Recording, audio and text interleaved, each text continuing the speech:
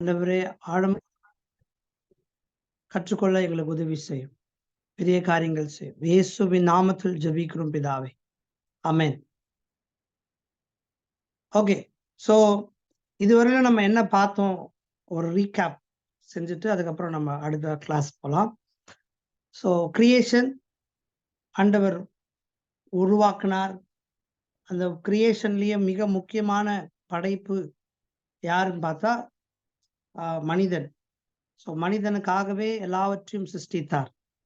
ஏன் சிருஷ்டிப்பின் கதை முதல் அதிகாரத்துல வருகிறது என்றால் ஆத்தருக்கு ஒரு காரணம் இருக்கிறது. என்னன்னா, ஆபிரகாமோடு கூட முற்பிதாக்களோடு கூட உடன்படிக்கை பண்ணின தேவன்தான் எல்லாவற்றையும் உண்டாக்கினவர் மற்றும் மனிதர்களை உண்டாக்கினார். அதை வெளிப்படுத்துவதற்கு, அதை தெரிவுபடுத்துவதற்கு தான் முதல் அதிகாரம் எழுதப்பட்டது. ரெண்டாவது அதிகாரத்துல தான் டீட்டெயில் நம்ம பார்க்கிறோம். எப்படி உருவாக்கப்பட்டது, எப்படி கர்த்தர் உருவாக்கினார் என்று. அதுலதான் மனிதன் விழுந்து போவதற்கான ஒரு ஒரு காரணத்தையும் நம்ம அந்த அதிகாரத்துல பார்க்கிறோம். ரெண்டாவது அதிகாரத்துல. ஸோ ஒரு ஒரு ஒரு டெஸ்ட்கான ஒரு காரியத்தை நம்ம பார்க்கிறோம். மூன்றாம் அதிகாரத்துல என்ன பார்க்கிறோம்னா மனிதனுடைய வீழ்ச்சியை பார்க்கிறோம். ஸோ மூன்றாம் அதிகாரத்துல இருந்தே நம்ம ஆதாம் ஏவாள் அந்த கனியை புசித்தது பார்க்கிறோம்.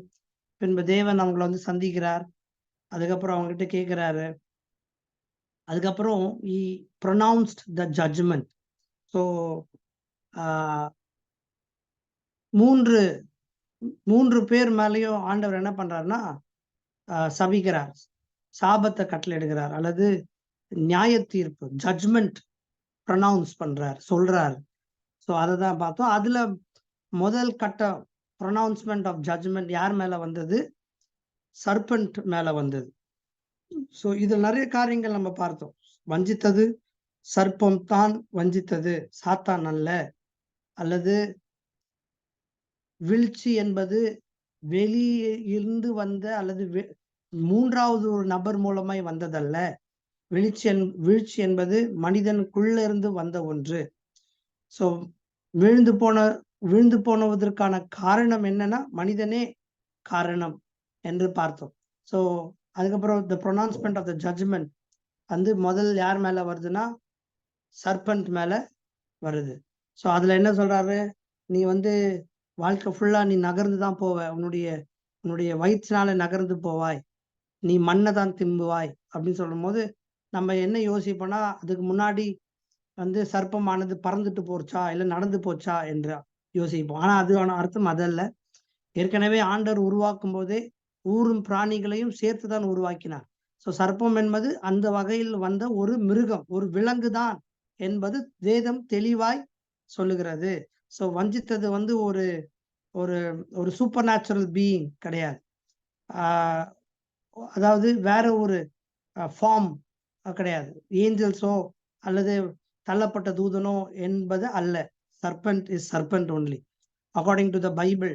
ஸோ அதுக்கப்புறம் ப்ரொனவுன்ஸ்மெண்ட் ஆஃப் த ஜட்ஜ்மெண்ட்ல பார்க்கும்போது வாட் இஸ் த டிஃபீட், அதாவது சாபம் என்ன அப்படின்னு பார்த்தா the final defeat of the serpent.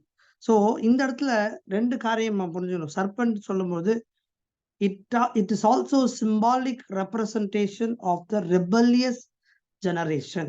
அதாவது எதிர்த்து நிற்கிற அல்லது எதிர்க்கிற ஒரு சந்ததி, கீழ்ப்படியாத ஒரு சந்ததி தான் இந்த ரிப்பன்ட், அதாவது சர்பன்ட் குறிக்குது. ஸோ யாருக்கு நியாய தீர்ப்பு? who will have the final defeat அப்படின்னா அந்த 3:15 தான் பைபிள்லயே மிக மிக முக்கியமான ஒரு வசனம். ஸோ அந்த 3:15 நான் சொல்லும் போது அதுக்கு என்ன பேர் கொடுத்தேன், யாராவது சொல்ல முடியுமா?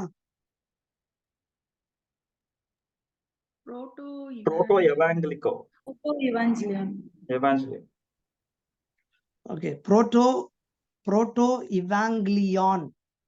புரோட்டோ இவாங்கிலியான்னா ஃபர்ஸ்ட் காஸ்பல், முதல் சுவிசேஷம். ஏன் ஃபர்ஸ்ட் காஸ்பல் அது சொல்லப்படுது? அல்லது பைபிளையே முதல் தீர்க்க தரிசனம் இந்த வசனம் தான். ஏன்னா எப்போ மனிதன் பாவத்தில் விழுந்தானோ அப்பவே மனிதனை மீட்டெடுக்கிற ஒரு திட்டம் தான் இந்த திட்டம். அதனாலதான் அந்த வசனத்துல ரொம்ப he will crush your head. அவர் உன் தலையை நசுக்குவார், நீ அவர் குதிங்காலை நசுக்குவாய். So அவர் என்று சொல்லும் போது it talks about a person, it talks about a Messiah.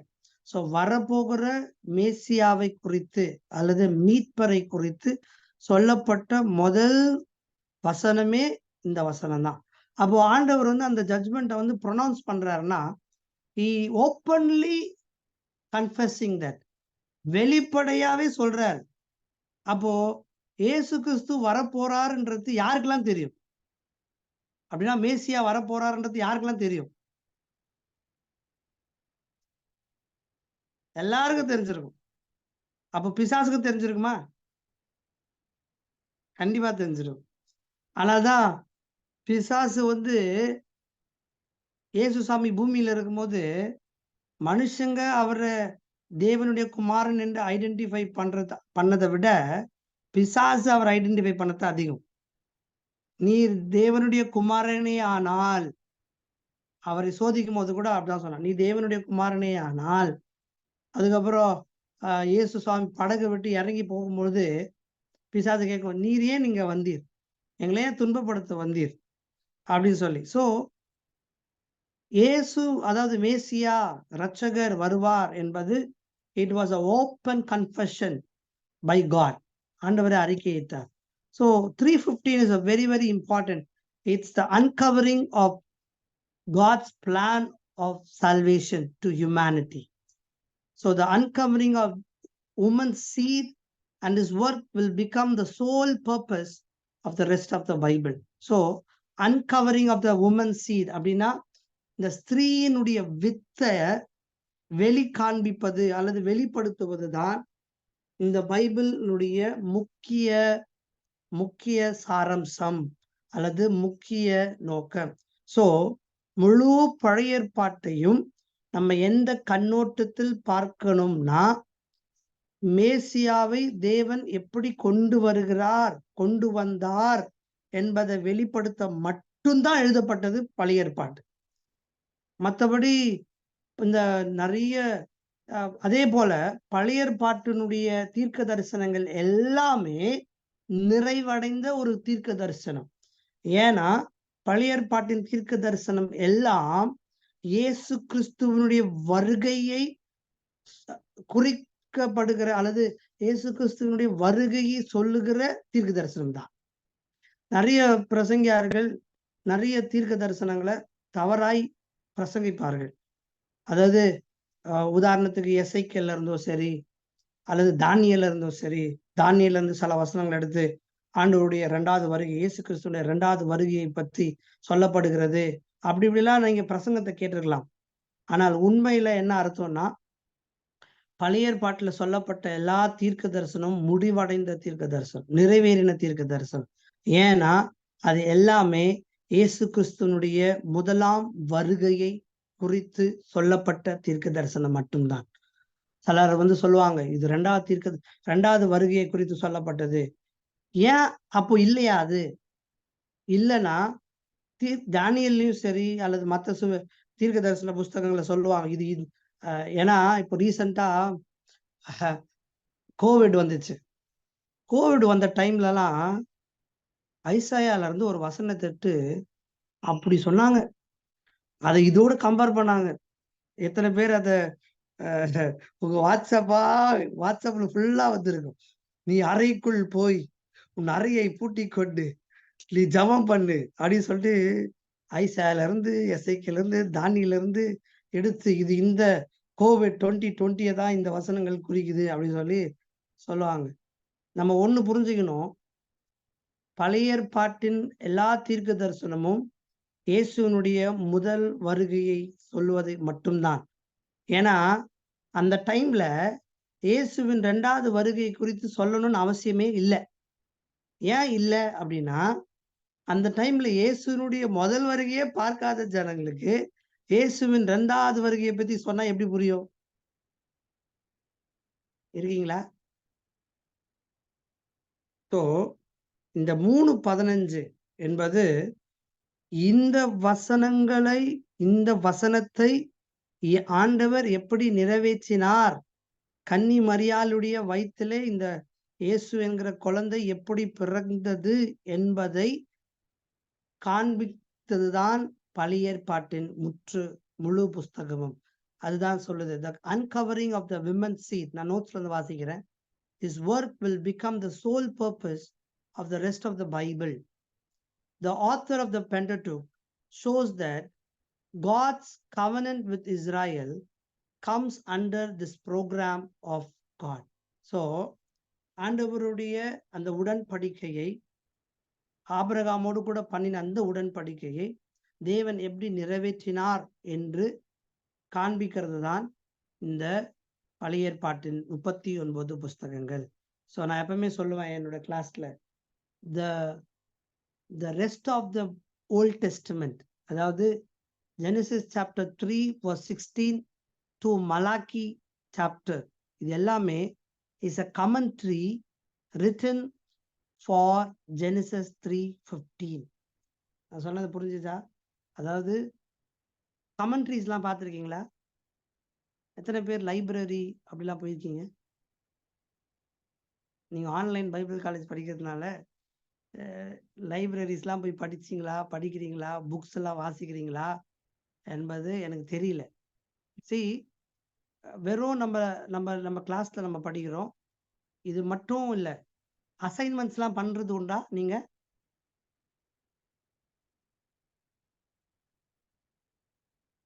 ஆமா இல்ல இப்படியா? கமெண்ட்ரிஸ் படிக்கிறையா? நாங்க இடையில இதுல ஆன்லைன்ல படிக்கிறது உண்டு. ஓகே, நான் கேட்டது அசைன்மெண்ட்ஸ் உண்டான்னு கேட்டேன். அசைன்மெண்ட்ஸ் பண்ணியிருக்கிறோம். எஸ், பழைய வேற சப்ஜெக்ட்ஸ்ல அசைன்மெண்ட் எழுதியிருக்கிறோம். ஓகே, அப்ப என் சப்ஜெக்ட்ல அசைன்மெண்ட் பண்ணணும். ஷூர், செய்யலாம். ஓகே, ஏன்னா ஒரே ஒரு கேள்வி. இந்த நீங்க வந்து இதுல வந்து பழைய ஏற்பாடுல இப்ப சொன்ன கருத்துல இருந்து நான் கேட்கிறேன். இப்போ நீங்க பதில் சொல்ல வேண்டாம், நீங்க கடைசியில கொஸ்டின் ஆன்சர்ல சொன்னாலும் ஓகே. பழைய ஏற்பாட்டுல வந்து கிறிஸ்துவனுடைய 2ஆம் வருகை பத்தி எங்கேயுமே சொல்லப்படல, அது முதல் வருகையே நடக்கல, அதனால 2ஆம் வருகை பத்தி சொல்ல வேண்டிய அவசியம் இல்லை அப்படின்னு சொன்னீங்க. 1-2 சம்பவங்கள் மட்டும் அதுக்குரிய தெளிவுகள் அப்புறமேல் கொடுங்க.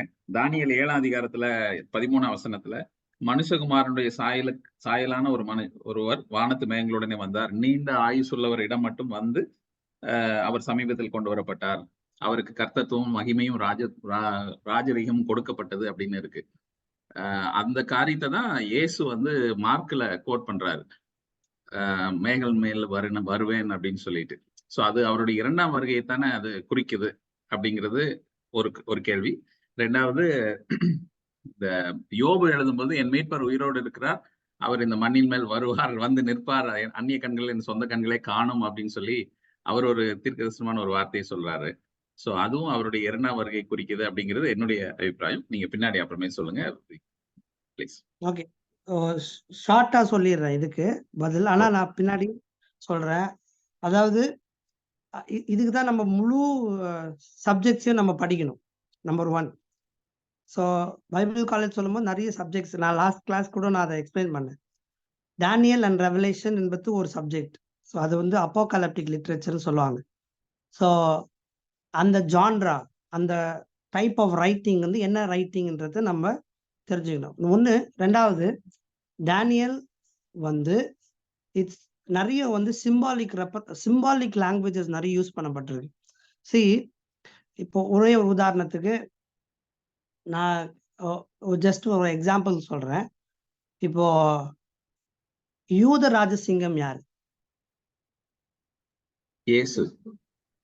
எப்படி உங்களுக்கு தெரியும்?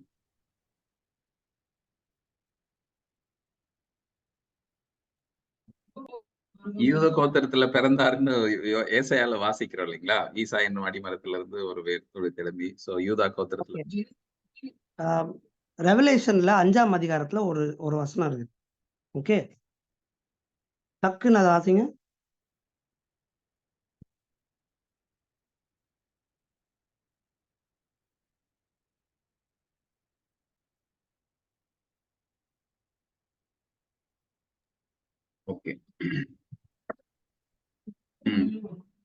அதாவது அன்றியும் உள்ளும் புறமும் எழுதப்பட்டு 7 முத்திரைகளால் முத்திரிக்கப்பட்டிருந்த ஒரு புஸ்தகத்தை சிங்காசனத்தின் மேல் வீற்றிருக்கக்கூடிய வலது கரத்தில் கண்டேன்.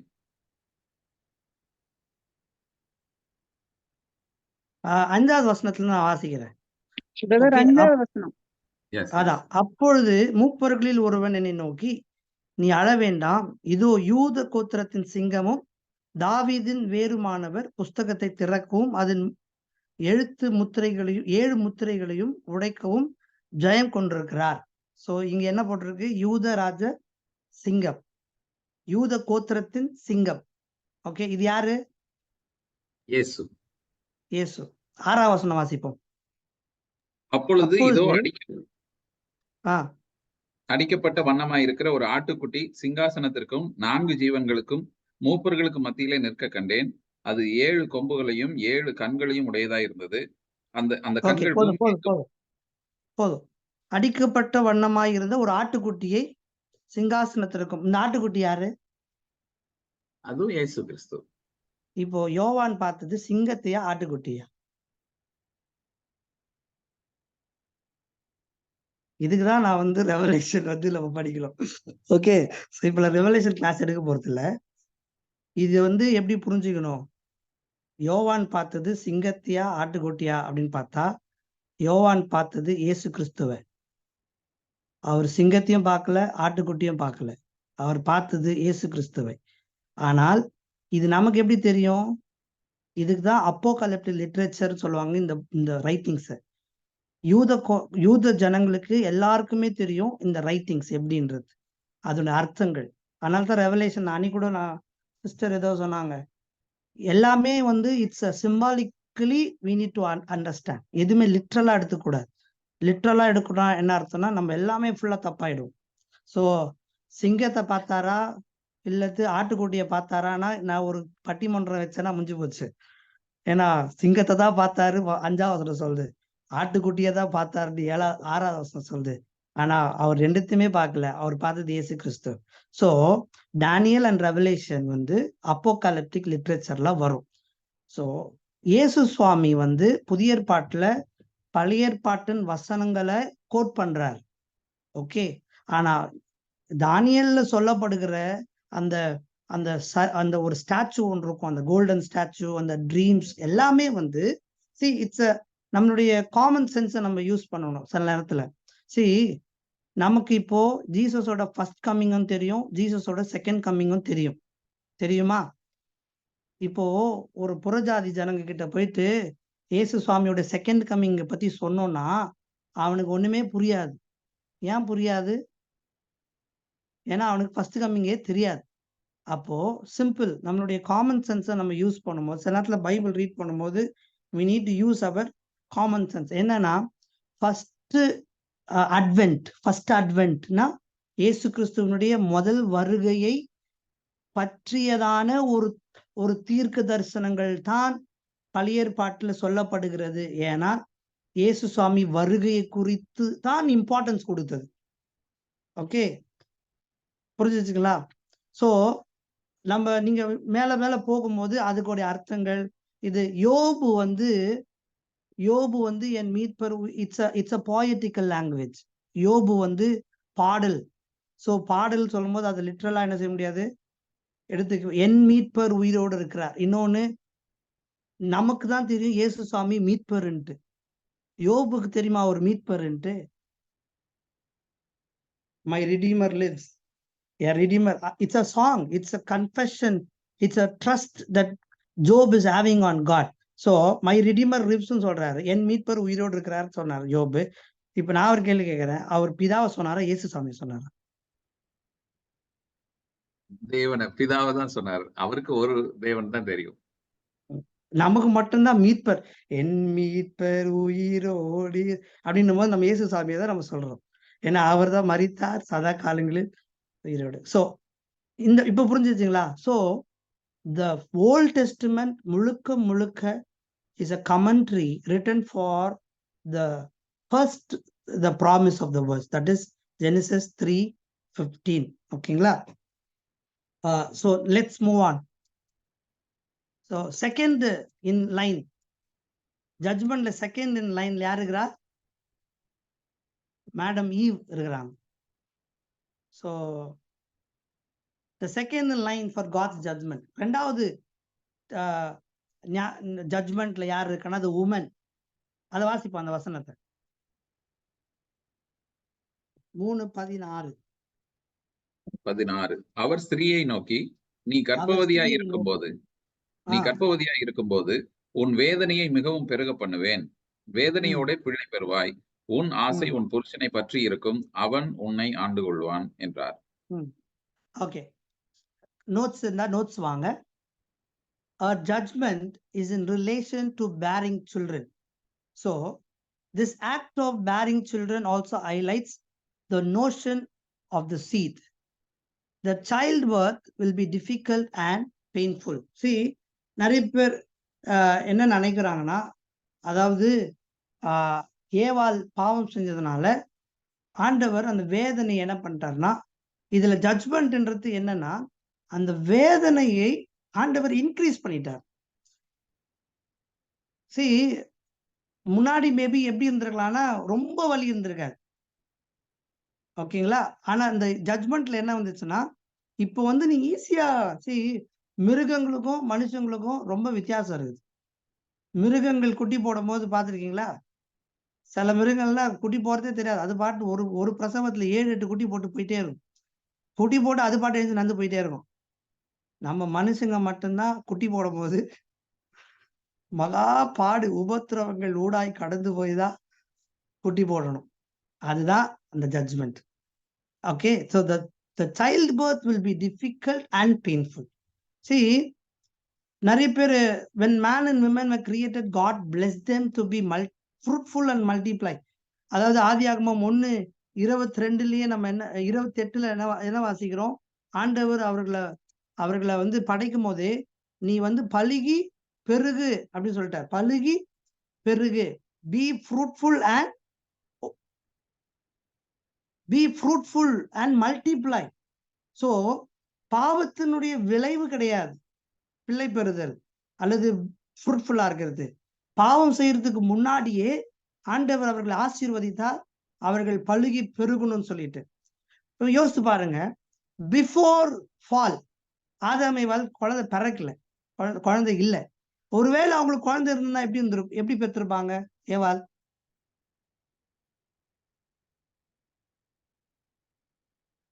ஈஸியா பெற்றிருப்பாங்க, வலி இல்லாம ஈஸியா பெற்றிருப்பாங்க. ஆனா அந்த ஒரு சூழ்நிலை நம்ம பார்க்க முடியல. பைபிள் எல்லாமே ரெக்கார்ட் பண்ணுச்சு. என்னன்னா, பாவத்துக்கு முன் பாவத்துக்கு பின். நம்ம 2வது அதிகாரத்துல எல்லாம் பார்த்தோம். பாவத்துக்கு முன் ஆதாம் ஏவாள் எப்படி இருந்தாங்க, பாவத்துக்கு முன் பூமி எப்படி இருந்துச்சு, பாவத்துக்கு முன், பாவத்துக்கு பின் எப்படி இருக்குது நமக்கு சொல்லவே தேவையில்லை. நம்ம இப்போ அப்படிதான் இருக்கிறோம். சோ பட் பாவத்துக்கு முன் குழந்தை பிறந்தல் எப்படி இருந்துச்சு நமக்கு தெரியாது. ஆனால் பாவத்துக்கு பின் God வந்து என்ன பண்றாருன்னா, அந்த pain, increase the pain. So this dismisses the so பாவத்துக்கு முன்னாடியே ஆண்டவர் வந்து, அதாவது you must be multiply and fruitful என்கிற ஒரு ஆசீர்வாதத்தை ஆதாம் ஏவாள் மேல வைத்ததுனால அது என்ன டிஸ்மிஸ் பண்ணுதுன்னா, நிறைய பேர் என்ன தவறா புரிஞ்சுக்கிட்டாங்கன்னா, பாவத்தினுடைய விளைவுதான் செக்ஷுவல் ரிலேஷன்ஷிப்னு நிறைய பேர் யோசிக்கிறாங்க. செக்ஷுவல் ரிலேஷன்ஷிப்பு வந்து பாவத்தினால வந்தது. அதனால சிலர் வந்து அதாவது நிறைய பேர் நான் கிறிஸ்டியன் ஆயிட்ட பிறகு அந்த ஃபேமிலி ரிலேஷன்ஷிப்பே இருக்கக்கூடாது அப்படின்னு யோசிப்பாங்க. அல்லது நான் வந்து நன்னா போயிடணும், நான் வந்து ஃபாதரா போயிடணும். கேள்விப்பட்டிருக்கீங்களா? கிறிஸ்டின் ஆயிட்டா ஐயோ, என்கிட்ட சிலர் என் ஃப்ரெண்ட்ஸ் எல்லாம் கேட்பாங்க சின்ன வயசுல, நான் வந்து பாஸ்டர் ஆயிட்டேன்னு சொன்ன உடனே, ஓ நீ பாஸ்டர் ஆயிட்டியா, நீ கல்யாணம் பண்ண மாட்டியா அப்படின்னு கேட்பாங்க. நான் சொல்லுவேன், இல்லடா, பாஸ்டர்லாம் கல்யாணம் பண்ணலாம், ஃபாதர்னா தான் கல்யாணம் பண்ண கூடாது அப்படின்னு.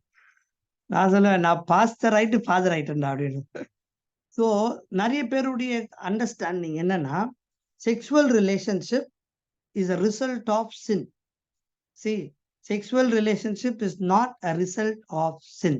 நிறைய பேர் என்ன நினைக்கிறாங்கன்னா, செக்ஷுவல் ரிலேஷன்ஷிப்பும் பிள்ளையை பெற்றெடுக்கிறதும் பாவத்தினுடைய விளைவு, தவறு. செக்ஷுவல் ரிலேஷன்ஷிப் இஸ் சின், பாவம் தான். எப்ப பாவம்னா மேரேஜுக்கு வெளியே. எப்ப பாவம்? மேரேஜுக்கு. ஏன்னா நான் சொல்லணும் இதையே நான் சொல்லல, செக்ஷுவல் ரிலேஷன்ஷிப் இஸ் நாட் சின்னா முடிஞ்சு போச்சு. ஐயோ அப்படியா, சூப்பரா. இல்ல, sexual relationship is sin outside of marriage. நான் இந்த இடத்துல பைபிள் காலேஜ்ல இந்த இதை டீச் பண்ணும்போது ரொம்ப தெளிவா டீச் பண்ணுவேன். ஏன்னா இங்க இருக்கிற ஒரு சூழ்நிலையே இதுதான். There is no family setup, there is no family relationship. ஃபேமிலின்ற ஒரு இன்ஸ்டிடியூஷனே இல்லை. நாங்க இருக்கிற நாங்க ஒரு பார்டர்ல இருக்கிறோம். பூட்டான். எத்தனை பேர் பூட்டான் தேசத்தை கேள்விப்பட்டிருக்கீங்க? பூட்டான் ரொம்ப சின்ன நாடு தான், 8 லட்சம் பேர். பட் வேர்ல்டுலயே பீஸ்ஃபுல்லான ஒரு கண்ட்ரி இந்த பூட்டான் தான். இது ஃபுல்லா இமாலய மலையில தான் சிட்டுவேட் ஆயிருக்குது. ஸோ நாங்க இருக்கிறது இமயமலை அடிவாரம். நான் 1 கிலோமீட்டர் போனேன்னா பூட்டானுக்குள்ள போயிடுவேன். நான் எங்க வீட்டுக்கு பின்னாடி இருந்து பூட்டானை பார்க்கலாம். வண்டிகள், வீடுகள் எல்லாருமே பார்க்கலாம். ஸோ பூட்டானுக்குள்ள ஒரு ஒரு ஒரு கல்ச்சர் இருக்கு. என்ன கல்ச்சர்னா நைட் ஹண்டிங்னு ஒரு கல்ச்சர் இருக்கு. இதுனா பாஸ்டர் நைட் ஹண்டிங் அப்படின்னா, அங்க மேரேஜ் கல்ச்சரே கிடையாது. மேரேஜ் கல்ச்சரே கிடையாது. யாராவது ஒரு பையன் திடீர்னு ஒரு ஒரு பெண் பிள்ளை இருக்கிற வீட்டுக்கு போயிட்டா நைட் என்ன பண்ணுவாங்கன்னா அங்க தங்கி இருப்பாங்க. அடுத்த நாள் காலையில கூட்டிட்டு போயிடுவாங்க.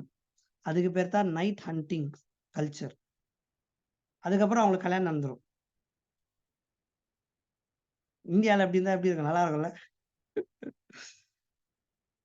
மேரேஜ்னா என்னன்னே தெரியாது, மேரேஜ் கல்ச்சர்னா என்னன்னே தெரியாது. ஸோ நான் உங்களுக்கு சொல்லுவேன், அதே மாதிரி பிரேக்கப், ஃபேமிலி ரிலேஷன்ஷிப், டிவோர்ஸு, பாஸ்டர்ஸுங்களே இங்க 2-3 மேரேஜ் பண்ணுவாங்க, டிவோர்ஸ் பண்ணுவாங்க. பிலீவர்ஸ் 2-3 மேரேஜ் பண்ணுவாங்க. மோரல் லைஃபுக்கு வேல்யூ 0 நாங்க இருக்கிற இடத்துல. நாங்க தான் கொஞ்சம் கொஞ்சமா இந்த ஒரு மாற்றங்களை நாங்க சொல்லித்தர நீங்களும் கல்யாணம் பண்ணணும், சர்ச்சில் வச்சு கல்யாணம் பண்ணணும், பாஸ்டர்ஸ் முன்னாடியே கல்யாணம் பண்ணணும். எங்களுடைய ஃபேமிலி, எங்களுடைய மேரேஜ் ஆல்பம்லாம் காமிப்போம். மேரேஜ் ஆல்பமே இங்க பார்க்க முடியாது, ஏன்னா மேரேஜே நடக்காது. சொல்லி சொல்லி சொல்லி தான் கர்த்தர் கிருபையில கொஞ்சம் கொஞ்சமா எங்களோட ஒன் ஸ்டூடெண்ட் போய் ஒரு சபையில கல்யாணம் பண்ணி மேரேஜ் ஆல்பம் போட்டோ எடுத்து, எங்களுக்கு சார் உங்களை மாதிரி எங்களுக்கு மேரேஜ் நடக்கணும் அப்படின்னு சொல்லி. ஏன் இதை நான் சொல்ல வரேன்னா, இங்க உள்ள ஜனங்களுக்கு அது தெரியல. Sexual relationship within the marriage with husband is not at all sin. அது பாவமே அல்ல. அது தேவன் ஏற்படுத்தின ஒன்று. அதே சமயத்துல sexual relationship outside of marriage without husband and wife, ஹஸ்பண்டோ இல்லையோ ஒய்ஃபோ இல்லைன்னா it is considered to be adultery. அது விபச்சாரத்திற்கு சமம். ஸோ இந்த இடத்துல இந்த இடத்துல நம்ம சரியா புரிஞ்சுக்கணும். இந்த sexual relationship is not a result of sin. பாவத்தினால வந்தது அல்ல. ஏன்னா ஏற்கனவே ஆண்டவர் ஆதாம் ஏவாளை சிருஷ்டித்த பொழுதே அவங்கள பி ஃப்ரூட்ஃபுல் அண்ட் மல்டிப்ளை என்று சொல்லிதான் படைத்தார். அப்போ அதுக்கு வேற ஒரு ப்ராசஸ், வேற ஒரு வே கிடையாது. இந்த ஒரு வேல தான் அவங்க பிள்ளை பெற வேண்டும் என்பது தேவனுடைய ஒரு திட்டம், தேவனுடைய ஒரு திட்டம். அதே சமயத்துல it's a natural process. That's how God made. தேவன் உருவாக்கின ஒரு விதம், ஒரு வழி, அப்படிதான். அதே சமயத்துல நேச்சுரல் டெலிவரி, நார்மல் டெலிவரி. இப்போ வைஃப் கன்சீவ் ஆகி பிள்ளை பெறும்போது தேவன் வைத்த ஒரு ப்ராசஸ் எதுனா இட்ஸ் அ நார்மல் டெலிவரி. இன்னைக்கு நிறைய பேர் எதை விரும்புவாங்க? சிசேரியன். ஏன் சிசேரியன்? யாருங்க அவ்வளவு நேரம் வழியை தாங்குவா? நிறைய பேர் இன்னைக்கு இருக்கிற வாலிப பிள்ளைங்களா, it has become a fashion. என்னன்னா நம்ம எங்க போயிட்டு இருக்கிறோன்னே தெரியல. இன்ஃபேக்ட் இன்னைக்கு நம்ம கேட்குற சில கதைகள், சினிமா ஆக்டர்ஸ் பண்ற சில காரியங்கள், யாரோ ஒருத்தவங்க பெற்றெடுப்பாங்களா, இவங்க வளர்ப்பாங்களாம் அவங்க குழந்தைய. கரீனா கபூரா யாரோ ஒருத்தவங்க இருக்காங்களே, ஒரு இந்தி நடிகை, வேற ஒருத்தவங்க அவங்களுக்காக பெத்தாங்க குழந்தைய. தமிழ் நடிகை கூட ஒன்று இருக்குது, வேற ஒருத்தவங்க பெத்தாங்க. It's all against the natural process of God. இது எல்லாமே தேவன் ஏற்படுத்தின ஒரு திட்டத்திற்கு விரோதம். பெண்கள் தான், அதாவது பெண்கள் தான் பிள்ளையை சுமக்க வேண்டும் என்பது அது தேவன் நியமித்த ஒன்று. அதை மாற்றவே முடியாது. சில பெண்கள்லாம் திட்டுவாங்க, ஏன் தான் ஆண்டவரே எங்களை மட்டும் இப்படி கஷ்டப்பட வைக்கிறீங்க, 10 மாசம் எங்களை புருஷனை திட்டுவாங்க, நீ சுமந்து பாரியா அவனுக்கு தெரியும். சில நேரம் நான் சொல்லுவேன், நல்ல வேலை ஆண்டவரே எங்களுக்கு அந்த பாக்கியத்தை கொடுக்கல. நாங்க சொல்லுவோம், லீகலாவோ 10 மாசம் சுமந்துட்டு எங்க குத்துருவீங்க, வருஷம் ஃபுல்லா யார் சுமக்கிறது, நாங்க தானே சுமக்கணும். ஸோ சைல்டு பர்த் என்பது அது கூட நேச்சுரல் நார்மல் டெலிவரி என்பதுதான் தேவனுடைய திட்டம். நல்லா தெரிஞ்சுக்கணும். Caesarean is not God's method. Okay, அதனால்தான் ஒரு வசனம் இருக்கு, பிள்ளை பெற்றினால் ஸ்திரீ ஆனவள் ரட்சிக்கப்படுவாள். ஓகே, ஸோ ஆண்டவர் ஏற்படுத்தின ஒரு விதம், ஒரு வழி. ஆனா இதுல வந்து பாருங்க, சிசேரியன் பண்ணும்போது அப்போ வலிக்காது, வாழ்க்கை ஃபுல்லா வலிக்கும், பின்னாடி ஒரு ஊசியை குத்தமோ தெரியும். ஆனா நான் நார்மல் டெலிவரின்றது அப்படி இல்லை, அந்த டைம் வலிக்கும். அதுக்கப்புறம் கர்த்தர் கிருபையில என் ஒய்ஃபுக்கு 2 நார்மல் டெலிவரி. ஃபர்ஸ்ட் பையன் 15-16 மணி நேரம் போராட்டத்துக்கு பின்னாடி வந்தாரு அவர். ரெண்டாவது அதே மாதிரி 15-14 மணி நேரம் எங்க ஒய்ஃப் கஷ்டப்பட்டு, அவன் வேற மேல ஏறி குத்த நின்ட்டான் உள்ள. ஏதோ ஒரு பிரீச் சைல்டு சொல்லுவாங்க, அது வந்து கரெக்டா ரொட்டேட் ஆகி வரணும், ரொட்டேட் ஆகி வரல. கர்த்தர் கிருபையில ஜபத்துல கடைசி நிமிஷத்துல திரும்பி வந்தார் அவர். ஆனா நாங்க ஜோமோம், நாங்க முடிவு எடுத்தோம், ஆண்டவர்கிட்ட கேட்டோம், ஆண்டவரே நாங்க மிஷினரியா போறோம், அங்க போய் கஷ்டம்லாம் பட முடியாது, எங்களுக்கு நார்மல் டெலிவரி தான் தரணும். நாங்க ஒரு பொருத்தனை கூட பண்ணோம், சிசேரியன் பண்ணா எவ்வளவு செலவாகும், அந்த செலவை நாங்க உமக்கு ஆஃபரிங்கா தரோம், எங்களுக்கு தேவை நார்மல் டெலிவரி. கர்த்தர் கிருபையில 2மே நார்மல் டெலிவரி. ஏன்னா ஆண்டவர் ஏற்படுத்துகிற ஒரு ஒரு மெத்தட், ஒரு ப்ராசஸ் நேச்சுரல் டெலிவரி தான். ஸோ ஆண்டவர், ஆனாலும் அதுல என்னன்னா, you will have pain. So sexual relationship is not a result of sin, பிள்ளை பெறுவது is not a result of sin. But அதுல ஜட்மெண்ட் என்னன்னா, you will have it in pain, அவ்வளவுதான். இது என்னது, நீ பெறுவ, பிள்ளை பெறுவ, ஆனா எப்படி பெறுவ, அதை வேதனையோடு பெறுவ. அடுத்தது, the judgment of God on the woman is that she will receive the blessing of children with pain. blessing இருக்குது, ஆனா அந்த blessing இப்போ உனக்கு எப்படி வராது, ஈஸியா வராது. அதை நீ கொஞ்சம் கஷ்டப்பட்டு தான் என்ன செய்யணும், கத்தரி அழுதுதான் பெற்றுக்கொள்ள வேண்டும். Okay, the notion of sexual relationship as sinful comes from the interpretation of what is said in 3:16. அதாவது ஏன் செக்ஷுவல் ரிலேஷன்ஷிப் வந்து பாவம் என்பது எதுல இருந்து சொல்றாங்கன்னா, 3:16 ஒரு வசனம் இருக்கு, என்னன்னா, your desire shall be for your husband. அதாவது உன்னுடைய ஆசை உன் புருஷனை பற்றி இருக்கும், உன் ஆசை உன் புருஷனை பற்றி இருக்கும், அவன் உன்னை ஆண்டு கொள்வான் என்றார். சோ இந்த வசனத்தை தான் என்னன்னா தப்பா புரிஞ்சிருக்கிறாங்க. பட் இதோட அர்த்தம் என்ன, this statement must be understood in the light of Genesis 4:7, where desire means domination. ஏவாள் மேல வந்த ஒரு சாபம் என்ன அப்படின்னா, அதாவது நீ வேதனையோடு பிள்ளை பெறுவா, அது ஒண்ணு. ரெண்டாவது, the domination என்று சொல்லும்போது ஆளுகை தன்மை அல்லது ஆளுமை. when God created Adam and Eve, they were created equally. நான் ஏற்கனவே சொல்லியிருக்கிறேன், அவங்க 2 பேரும் ஆண்டவர் எப்படி படைச்சாரு, சரி சமமாய் படைத்தார். ஆனால் பாவம் அந்த ஈக்குவாலிட்டியை பிரேக் பண்ணி இப்ப என்ன ஆயிடுச்சுன்னா, டாமினேஷன் வந்துச்சு. இப்போ ஒருத்தன் என்ன செய்யணும், ரூல் பண்ண வேண்டும் என்கிற ஒரு கட்டாயத்துக்குள்ள என்ன பண்ணிட்டாங்க, வந்துட்டாங்க. So the desire means domination. Thus the desire in 3:16 could be to do with the relationship between man and woman. The desire to dominate her husband or rule over her husband is a result of sin. So இதுல சாபம் என்னது அல்லது பாவத்தினுடைய விளைவு என்னது, இதுக்கு முன்னாடி 2 பேரும் ஈக்குவலா இருந்தாங்க, இப்போ வந்து ஃபைட்டிங் ஃபார் த பவர். யாரு சுப்பீரியர், யாரு பெரியவங்க, யாரு டாமினேட்டட் அப்படின்ட்டு வரும்போது அதுலதான் என்ன ஆச்சுன்னா the relationship between husband and wife was broken. See, இந்த ஆதியாகமத்தின் இந்த வசனங்களை நாம் சரியாய் புரிந்து கொள்ளும் போது ஒரு ஃபேமிலி குறித்து நம்ம ஆழமா புரிஞ்சுக்கலாம். ஸோ ஏன் இன்னைக்கும் ஃபேமிலியில ப்ராப்ளம்ஸ் வருது, ஃபேமிலியில டாமினேஷன் வருது. சே husband they wanted to dominate wife or wife want to dominate husband. ஏன் அப்படின்னா பாவம் ஆண்டவருக்கும் மனுஷனுக்கும் மட்டும் இடைவெளி கொண்டு வரல, மனைவிக்கும் புருஷனுக்கும் இடையில ஒரு இடைவெளி கொண்டு வந்தது.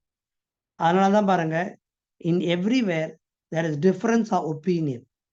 புருஷன் மனைவி, அதனாலதான் சொன்ன பாருங்க, சூட்டபிள் பார்ட்னரா மட்டும் இல்ல, வைஃப் வில் பிகம் நைஃப். என்னது? Husband will become bomb. ரெண்டு பேரும் சொன்னோம்ல, சூட்டபிள் ஹெல்ப்பரா இல்ல. உங்க மைக் ஆஃப் ஆயிடுச்சு. சூட்டபிள் ஹெல்ப்பரா மட்டும் நம்ம கண்டுபிடிக்கல. Hello, okay, just interruption. So சூட்டபிளா ஹெல்ப்பரா இல்லைன்னா, அல்லது ஒய்ஃபோ ஹஸ்பண்டோ கரெக்டான மேட்ச் இல்லைன்னா வாழ்க்கை ஃபுல்லா ப்ராப்ளமா தான் இருக்கு. ஸோ இதுதான் இந்த ஏன் அது ப்ராப்ளமா இருக்குன்னா, it is the result of sin. So பர்ஃபெக்டா மேட்சா இருந்தா கூட ப்ராப்ளம் இருக்கும். ஏன்னா இப்போ அவங்க பிஃபோர் சின் இல்லை, இப்போ அவங்க எப்படி இருக்காங்க, ஆஃப்டர் சின். ஸோ ஆஃப்டர் சின்னும் போது there will be difference of opinions in everything. அதனால தான் ஒரு ஸ்பிரிச்சுவல் ஹஸ்பண்டோ ஒரு அன்ஸ்பிரிச்சுவல் ஒய்ஃபோ சேர்ந்து வாழுவது என்பது ரொம்ப கடினம் தான். ஏன்னா ஹஸ்பண்ட் அண்ட் ஒய்ஃப் எங்க மீட் ஆவாங்க, வேர் டு தே மீட்? சி, இந்த ஒரு முக்கோணம் பாக்குறீங்க, முக்கோணம் ட்ரையாங்கிள் கீழே ஒரு எண்டு ஹஸ்பண்ட், இந்த சைடு எண்டு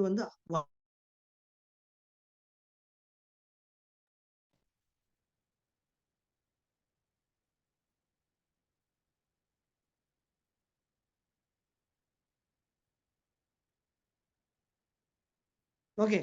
ஸோ இந்த ட்ரையாங்கிள்ல கீழே உள்ள போத் எண்ட்ஸ், ஓகே, ஒன்னு ஹஸ்பண்ட் அண்ட் ஒய்ஃப், பட் அந்த ட்ரையாங்கிள் மீட் ஆகும் ஒரு இடத்துல, பார்த்துருக்கீங்களா? அந்த மீட்டிங் பிளேஸ் தான் காட். அவங்க எங்க ஹஸ்பண்டும் சரி ஒய்ஃபும் சரி, when they meet together in spirituality, they meet together. இல்லைன்னா பாத்தீங்கன்னா அந்த டிஸ்டன்ஸ் எப்படி இருக்கும், இந்த பாயிண்ட்டுக்கும் இந்த பாயிண்ட்டுக்கும் ஆல்வேஸ் வில் பி வாஸ்ட், சேரவே சேராது. ஆனா எப்ப தெரியுமா ஒண்ணு சேரும், இந்த ரெண்டு பேரும் ஆண்டு கிட்ட போகும்போது தான் they meet there. ஸோ சின்னு எல்லாத்தையும் கொண்டு வந்துச்சு, கசப்பு, வெறுப்பு, பொறாமை, மேட்டிமை, போட்டி, ஆதாம் ஏவாளுக்குள்ள, புருஷன் மனைவிக்குள்ள.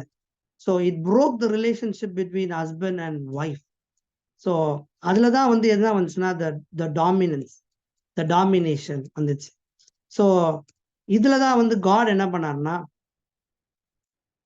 the leadership role, now the leadership role has to be given to somebody else.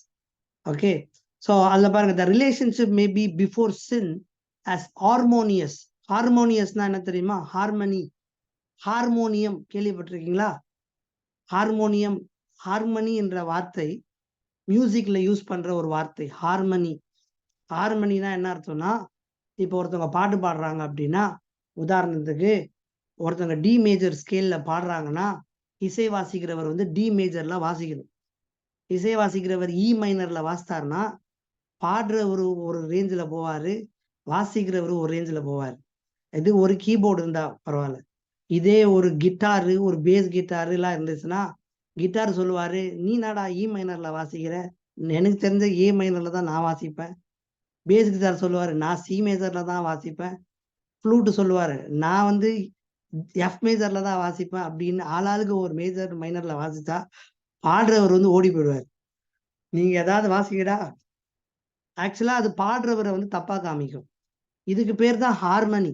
ஹார்மனின்னு சொல்லும் பொழுது பாடுறவரும் சரி, இசை வாசிக்கிற எல்லா இசை இன்ஸ்ட்ருமெண்ட்டும் ஒரே கார்டுல வாசிக்கணும். அதுக்கு பேர் தான் ஹார்மனி.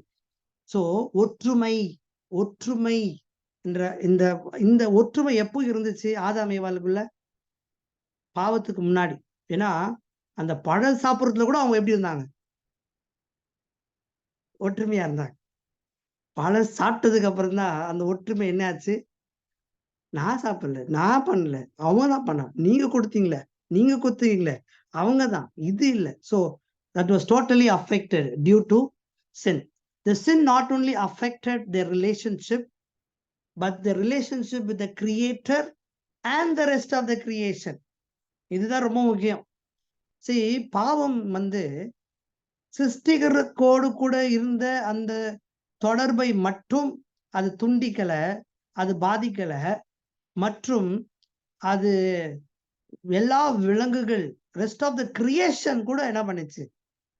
மனுஷனோடு கூட சத்ருவாயிடுச்சு. எல்லா கிரியேஷன் கூட என்னவாயிடுச்சு? சத்ருவாயிடுச்சு.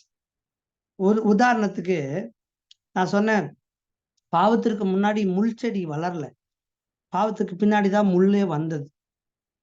அதுக்கப்புறம் பாவத்துக்கு முன்னாடி ஆதாம் ஏவாள் எங்கேயாவது தூரமா டிராவல் பண்ணோம்னா எந்த மிருகத்து மேலேயாச்சும் ஏறி போயிடலாம், ஜாலியா டிராவல் பண்ணலாம். பாவத்துக்கு பின்னாடி கொசு கூட நம்மளை விட்டு வைக்காது. நமக்கு பெரிய விரோதி யார் தெரியுமா இன்னைக்கு?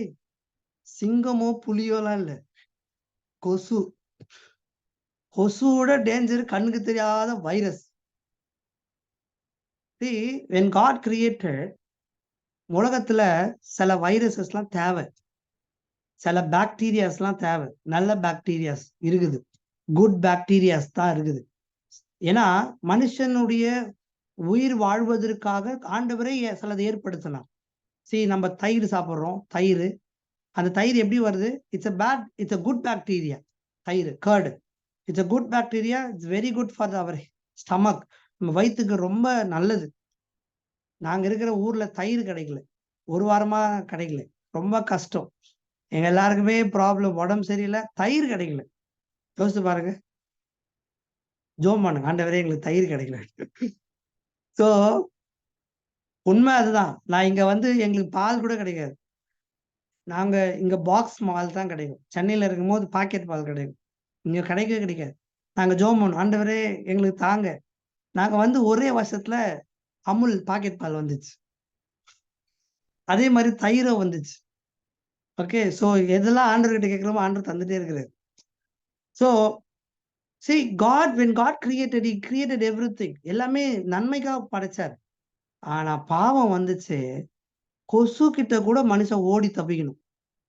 கொசுவை அடிக்கிறது தான் இன்னைக்கு பெரிய வேலையே. அதுக்காக தயாரிக்கிறது தான் நிறைய எலக்ட்ரானிக் பேட்டு, அதெல்லாம் அதுவே ஒரு பெரிய பிஸ்னஸ். கொசுவை வச்சே சம்பாதிக்கிறாங்க. மார்டின் இருக்குது, ஆல் அவுட் இருக்குது, ஓடோமாஸ் கிரீம் இருக்குது. யோசித்து பாருங்க, இதெல்லாம் பாவத்தின் விளைவு. we become enemy for everything. Creation, முழு கிரியேஷனுக்குமே நம்ம எப்படி மாறிட்டோம்? சத்ருவாய் மாறிட்டோம். ஸோ இந்த செகண்ட் ஜட்ஜ்மெண்ட், த விமனுக்கு வந்து ஜட்ஜ்மெண்ட் என்ன அப்படின்னா, the sexual relationship is not a sin, because of is not a sin. But அதுல என்ன ஆண்டவர் என்ன ஒரு இது வச்சாருன்னா, நீ பிள்ளை பெறுவ, பட் ஆனா நீ எப்படி பெறுவேன்னா கொஞ்சம் வேதனையோட பிள்ளை பெறுவ. அது ரெண்டாவது, யூ வில் பி டாமினேட்டட், நீ டாமினேட் பண்ணப்படுவாய். அதனாலதான் பாருங்க, இந்த பைபிள் வந்து மேல் டாமினேட்டட் சொசைட்டில எழுதப்பட்டது. என்ன டாமினேட்டட் சொசைட்டி? அதனாலதான் நிறைய பெண்களுடைய பேர் பார்க்கவே முடியாது பைபிள்ல. பெண்களோட பேர் பார்க்கவே முடியாது. முழு 66 புஸ்தகத்துல கொண்ட பைபிள்ல எத்தனை பெண்கள் பேர் கொண்ட புஸ்தகம் இருக்குது? எஸ்தர், ரூத், 2 தான். புதிய ஏற்பாட்டுல 1 கூட இல்லை. அதனால பெண்கள்லாம் வேல்யூ இல்லாதவங்க அல்ல. நிறைய பேர் அப்படியும் பிரசங்கம் பண்ணுவாங்க, பாத்தியா ஆண்கள் தான் வெயிட்டு, ஆண்கள் தான் கெத்து. இல்ல, ஆண்களோ பெண்களோ சரிசமம் தான். ஆனால் இந்த பாவத்துக்கு பிற்பாடு என்ன ஆச்சுன்னா, அந்த domination it started to rule over, அந்த dominion started to rule over. They fight for their those power. So அதனால சொசைட்டி எப்படி ஆயிடுச்சுன்னா மேல் டாமினேட்டட் சொசைட்டி ஆயிடுச்சு. See, பட் கிறிஸ்தவர்களாகிய நாம் இயேசுவை ஏற்றுக்கொண்ட பிற்பாடு அந்த மேல் டாமினேட்டட் சொசைட்டி என்கிற கண்ணோட்டத்துல பார்க்க கூடாது. ஏன் பார்க்க கூடாதுன்னா, ஆண்டவர் உருவாக்கும் பொழுது ஆணும் பெண்ணும் சரிசமமாய் தான் உருவாக்கினார்.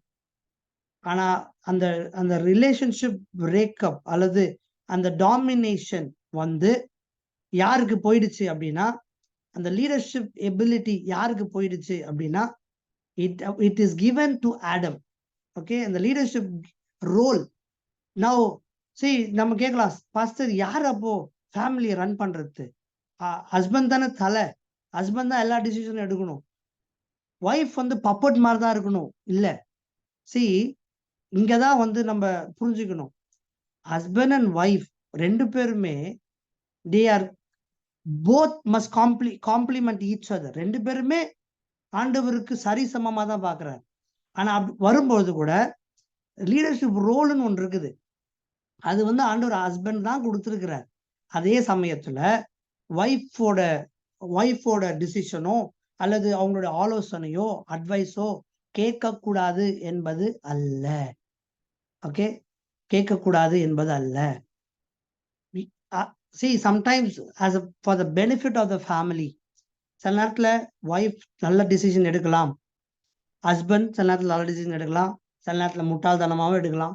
ஒய்ஃப் சில நேரத்துல நல்லா எடுக்கலாம், சில நேரத்துல முட்டாள்தனமாகவும் எடுக்கலாம். ஓகே, அதுலதான் நீங்க வந்து ஈகோ பார்க்க, நான் சொல்றதுதான் கரெக்ட், நான் சொன்னா என் டிசிஷன் தான் எடுக்கணும் அப்படின்றது அல்ல. ஆஸ் அ ஃபேமிலி, ஒரு ஃபேமிலியோட பெனிஃபிட் எதுன்றத பார்த்து ரெண்டு பேருமே plays the major role. ஆண்டவர் என்ன பண்ணார்னா, he has given a roles to play for each one. So ஒய்ஃபுக்கு ஒரு ரோல் கொடுத்துட்டாரு, அதே மாதிரி ஹஸ்பண்டுக்கு ஒரு ரோல் கொடுத்துட்டாரு. அந்த ரோல் அவங்க ரெஸ்பான்சிபிளா என்ன செய்யணும், பண்ணணும். இதுல யார் சுப்பீரியர் என்பது அல்ல. ஸோ பைபிள் ஆனால் எழுதப்பட்டது என்ன சொசைட்டினா, மேல் டாமினேட்டட் சொசைட்டில எழுதப்பட்டது. அதனாலதான் பாருங்க, புதிய ஏற்பாட்டுல அன்றியும் சகோதரரே, யார் இத சொல்லுவா?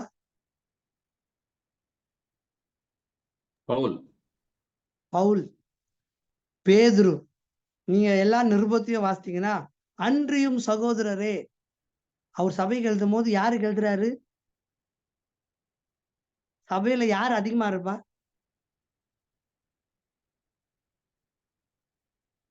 ஹலோ, இன்னைக்கு உள்ள சபைகள்ல ஒரு ஊழியக்காரர் ஒரு லெட்டர் ஒரு சபைக்கு எழுதுறாருன்னா யார் அதிகமா இருப்பா சர்ச்சில்?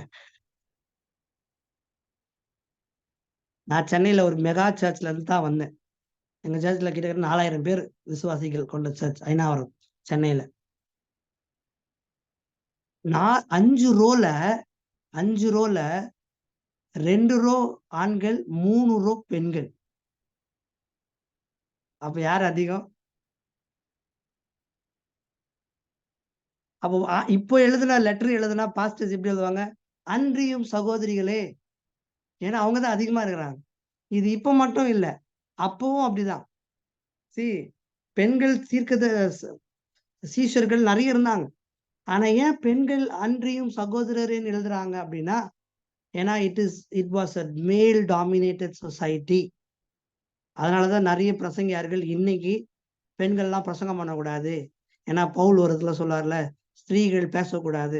அவர் சொன்ன கான்டெக்ஸ்டே வேற, இவங்க எடுத்துக்கிற கான்டெக்ஸ்டே வேற, பிரசங்கமே பண்ணக்கூடாது. இல்ல, if God Jesus died for male means Jesus also died for female.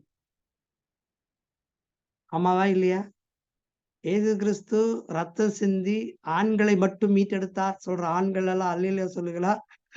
யாருமே சொல்ல மாட்டேன். ஆண்டவர் ஆண்களையும் மீட்டெடுத்தார், பெண்களையும் மீட்டெடுத்தார். பரலோகத்துல போகும்போது தெரியாது எந்த கூட்டம் அதிகமா இருக்குன்ட்டு, எது மெஜாரிட்டியில இருக்குதுன்ட்டு. ஏன்னா சர்ச்சுக்கோ அவங்கதான் அதிகமா மெஜாரிட்டியில இருக்கிறாங்க. ஸோ பரலோகத்துக்கு போகும்போது மேபி நமக்குலாம் கடைசியா தான் இருக்கும் சீட்டு, ஃப்ரண்ட்ல லேடிஸ் சீட் தான் ஃப்ரண்ட்ல இருக்கும்னு நினைக்கிறேன். ஸோ அந்த ஒரு காரியத்தை தான் நாம புரிஞ்சுக்கணும். ஸோ நாம இயேசு கிறிஸ்துவை ஏற்றுக்கொண்டு சொந்த இரட்சகராய் ஏற்றுக்கொண்ட பிற்பாடு நாம பார்க்க வேண்டிய காரியங்களை சரியாய் பார்க்க வேண்டும். ஸோ அவர் பெர்ஸ்பெக்டிவ் மஸ்ட் சேஞ்ச். ஸோ பாவம் தான் அது என்ன பண்ணுச்சு, எல்லா ப்ராப்ளத்துக்கும் காரணம் பாவம் தான். ஆமென். தி தேர்ட், மூணாவது ஜட்ஜ்மெண்ட் நம்ம ஆதாமுக்கு, அதை வாசிப்போம். பின்பு அவர் ஆதாமை நோக்கி, நீ உன் மனைவியின் வார்த்தைக்கு செவி கொடுத்து புசிக்க வேண்டாம் என்று நான் உனக்கு விலக்கின விருட்சத்தின் கனியை புசித்தபடியினாலே பூமி உன் நிமித்தம் சபிக்கப்பட்டிருக்கும். நீ உயிரோடு இருக்கும் நாளெல்லாம் வருத்தத்தோடே அதன் பலனை புசிப்பாய். அது உனக்கு முள்ளும் குறுக்கும் முளைப்பிக்கும். வெளியின் பயிர் வகைகளை புசிப்பாய். நீ பூமியிலிருந்து எடுக்கப்பட்டபடியால் நீ பூமிக்கு திரும்ப மட்டும் உன் முகத்தின் வேர்வையால் ஆகாரம் புசிப்பாய். நீ மண்ணாய் இருக்கிறாய், மண்ணுக்கு திரும்புவாய் என்றார். ஸோ ஃபர்ஸ்ட் ஜட்ஜ்மெண்ட் சர்பன்ட்க்கு ஆண்டவர் சொல்லும் போது அதுலதான் அந்த மீட்பின் திட்டத்தை ஆண்டவர் ரிவீல் பண்றார். ஓகே, அந்த மீட்பின் திட்டம் ஏன் ஆண்டவர் அதுல ரிவீல் பண்றாருன்னா, ஏன்னா ஆதாமுக்கு கொடுக்க போற ஒரு பனிஷ்மெண்ட் ஜட்ஜ்மெண்ட் தான் ரொம்ப சிவியரான ஜட்ஜ்மெண்ட். அந்த ஜட்ஜ்மெண்ட்ல இருந்து காப்பாத்துறதுக்கு தான் ஆண்டவர் ஃபர்ஸ்ட் ஜட்ஜ்மெண்ட்லயே அதுல ஒரு மீட்பின் திட்டத்தை என்ன செஞ்சுட்டாரு, போட்டார். சோ இதுல ஆண்டவர் என்ன சொல்றாரு, ஆதாமே நீ உன் மனைவியின் வார்த்தைக்கு செவி கொடுத்தபடினாலே. அதனால நிறைய பேர் சொல்லுவாங்க, அதனாலதான் பாஸ்டர் நான் ஒய்ஃபோட அட்வைஸை கேட்கவே மாட்டேன். ஏன்னா ஃபர்ஸ்ட் ஆதாம் கேட்டான் பாருங்க, அதுல விழுந்தான் பாருங்க, அது தவறு. ஓகே, நாம ஆண்டுக்குள்ள இருக்கும்பொழுது நம்ம வாய்ஸ் இஸ் வெரி இம்பார்ட்டன்ட். ஞானம் ரொம்ப இம்பார்ட்டன்ட். அதனாலதான் பைபிள் சொல்லுது பாருங்க, புத்தியுள்ள ஸ்திரீ தன் வீட்டை கட்டுகிறான். அப்போ அப்படின்னா என்ன அர்த்தம், யார் வீடை கட்டுறது? ஸ்திரீயானவள் தான் வீட்டை கட்டுகிறான். வீட்டை கட்டுறதுன்னா சங்கில வச்சு சிமெண்ட் போட்டல்ல. வீட்டை கட்டுகிறது என்பது குடும்பத்தை நடத்துவது. குணசாலியான ஸ்திரீயை கண்டுபிடிப்பவன் யார்? சோ புத்தியுள்ள ஸ்திரீ தன் வீட்டை கட்டுகிறாள். அப்ப புத்தி இல்லாதவன் என்ன செய்யறான்? அதை உடைகிறான். சோ ஆண்டவர் என்ன சொல்றாரு இங்க அப்படின்னா, நீ நான் உங்ககிட்ட ஆல்ரெடி ஒண்ணு சொன்னேன், நான் சொன்னதுக்கு மீறிதான் நீ என்ன பண்ண, அந்த வார்த்தை என்ன செஞ்சிருக்க, கேட்டிருக்க. அப்ப ஆதாம் என்ன சொன்னீங்க, ஏய் தப்பு, ஆண்டவர் ஆல்ரெடி நமக்கு சொன்னாரு, ஏற்கனவே என்கிட்ட சொல்லிக்கிறார், நீ அதை செய்யக்கூடாது அப்படி சொல்லி ஏவால அவ தடுத்து நிறுத்தி இருக்கணும். அந்த இடத்துல ஆதாமுடைய லீடர்ஷிப் ஃபெயிலியர். ஸோ அதனால தான் சொல்றாரு, நீ உன் மனைவி வார்த்தை செவி கொடுத்தபடியால் நீ நான் உனக்கு புசிக்க வேண்டாம் என்று நான் உனக்கு விலக்கின விருட்சத்தின் கனியை புசித்தபடினாலே பூமி உன் நிமித்தம் என்ன பண்ணுச்சு. ஸோ இயர் அகெயின் the மூணாவது ஜட்ஜ்மெண்ட் என்னன்னா, the provision of God made for man has to be now received with pain and suffering. அப்படின்னா என்ன அர்த்தம்னா, ஏற்கனவே ஆண்டவர் ஆதாம் ஏவாளுக்கு ஆகாரத்தையும் புசிக்கிறதுக்கான எல்லாத்தையும் ப்ரொவிஷனை ஏற்கனவே செஞ்சு வச்சுட்டார். ஆனா பாவத்தினால இப்ப அந்த ப்ரொவிஷன் அவனுக்கு எப்படி கிடைக்கணும், எப்படி வரும்? ஈஸியா வராது. அவன் வேர்வை சிந்தி கஷ்டப்பட்டாதான் அவன் என்ன செய்ய முடியும், சாப்பிட முடியும். அதுதான் அதுல உள்ள ஜட்ஜ்மெண்ட். என்ன ஜட்ஜ்மெண்ட்னா, you will eat, but how you will eat? யோசிச்சு பாருங்க, ஒருவேளை ஆதாம் ஏவாள் பாவம் செய்யாம இருந்தா நீங்க நம்ம எப்படி இருந்திருப்போம்? ராஜா விட்டு கண்ணுக்குட்டி மாதிரி இருந்திருக்கும். ஒரு வேலை செய்ய தேவையில்லை, ஜாலியா இருந்திருக்கலாம். எங்க போனாலும் எந்த பழத்தை நீட்டினாலும் கையை தூக்கி சாப்பிட்டுட்டு ஜாலியா சுத்திட்டு இருந்திருக்கலாம். வேலை செய்ய தேவையில்லை. அப்பப்போ ரெஸ்ட் எடுத்துட்டு அப்பப்போ விலங்குகள் எல்லாம் பார்த்துட்டு ஜாலியா சைட் சீயிங் பண்ணிட்டு இருந்துட்டே இருக்கலாம். இன்னைக்கு மனுஷன் பிரயாசப்படுகிறது ஒன்னே ஒண்ணுக்குதான். இன்னைக்கு என்னது? இந்த வயிற்றுக்காக அவன் கஷ்டப்படுறது, இந்த வயிற்றுக்காக. அவன் கஷ்டப்பட்டு தான் சாப்பிட வேண்டும் என்பது இங்க வந்து திரும்பி ஆண்டவர் லீடர்ஷிப் ரோல் வந்து ஆதாம் மேலதான் வந்துச்சு. நீ தான் ஃபேமிலி என்ன பண்ணணும், நடத்தணும், நீ தான் வேலை செய்யணும், நீ தான் உன் குடும்பத்தை காப்பாற்றணும். அப்படி அது எப்படி காப்பாற்றணும்? ஈஸியா இல்லப்பா, நீ கஷ்டப்படு. அப்ப புருஷன்றதே புருஷனோட வேலை என்னது?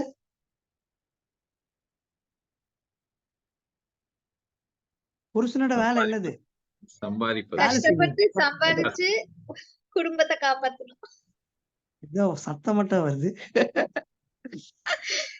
நான் சோ கஷ்டப்பட்டு சம்பாதிச்சு சம்பாதிச்சு ஃபேமிலியை காப்பாத்தணும். ஃபேமிலியை காப்பாத்துறது.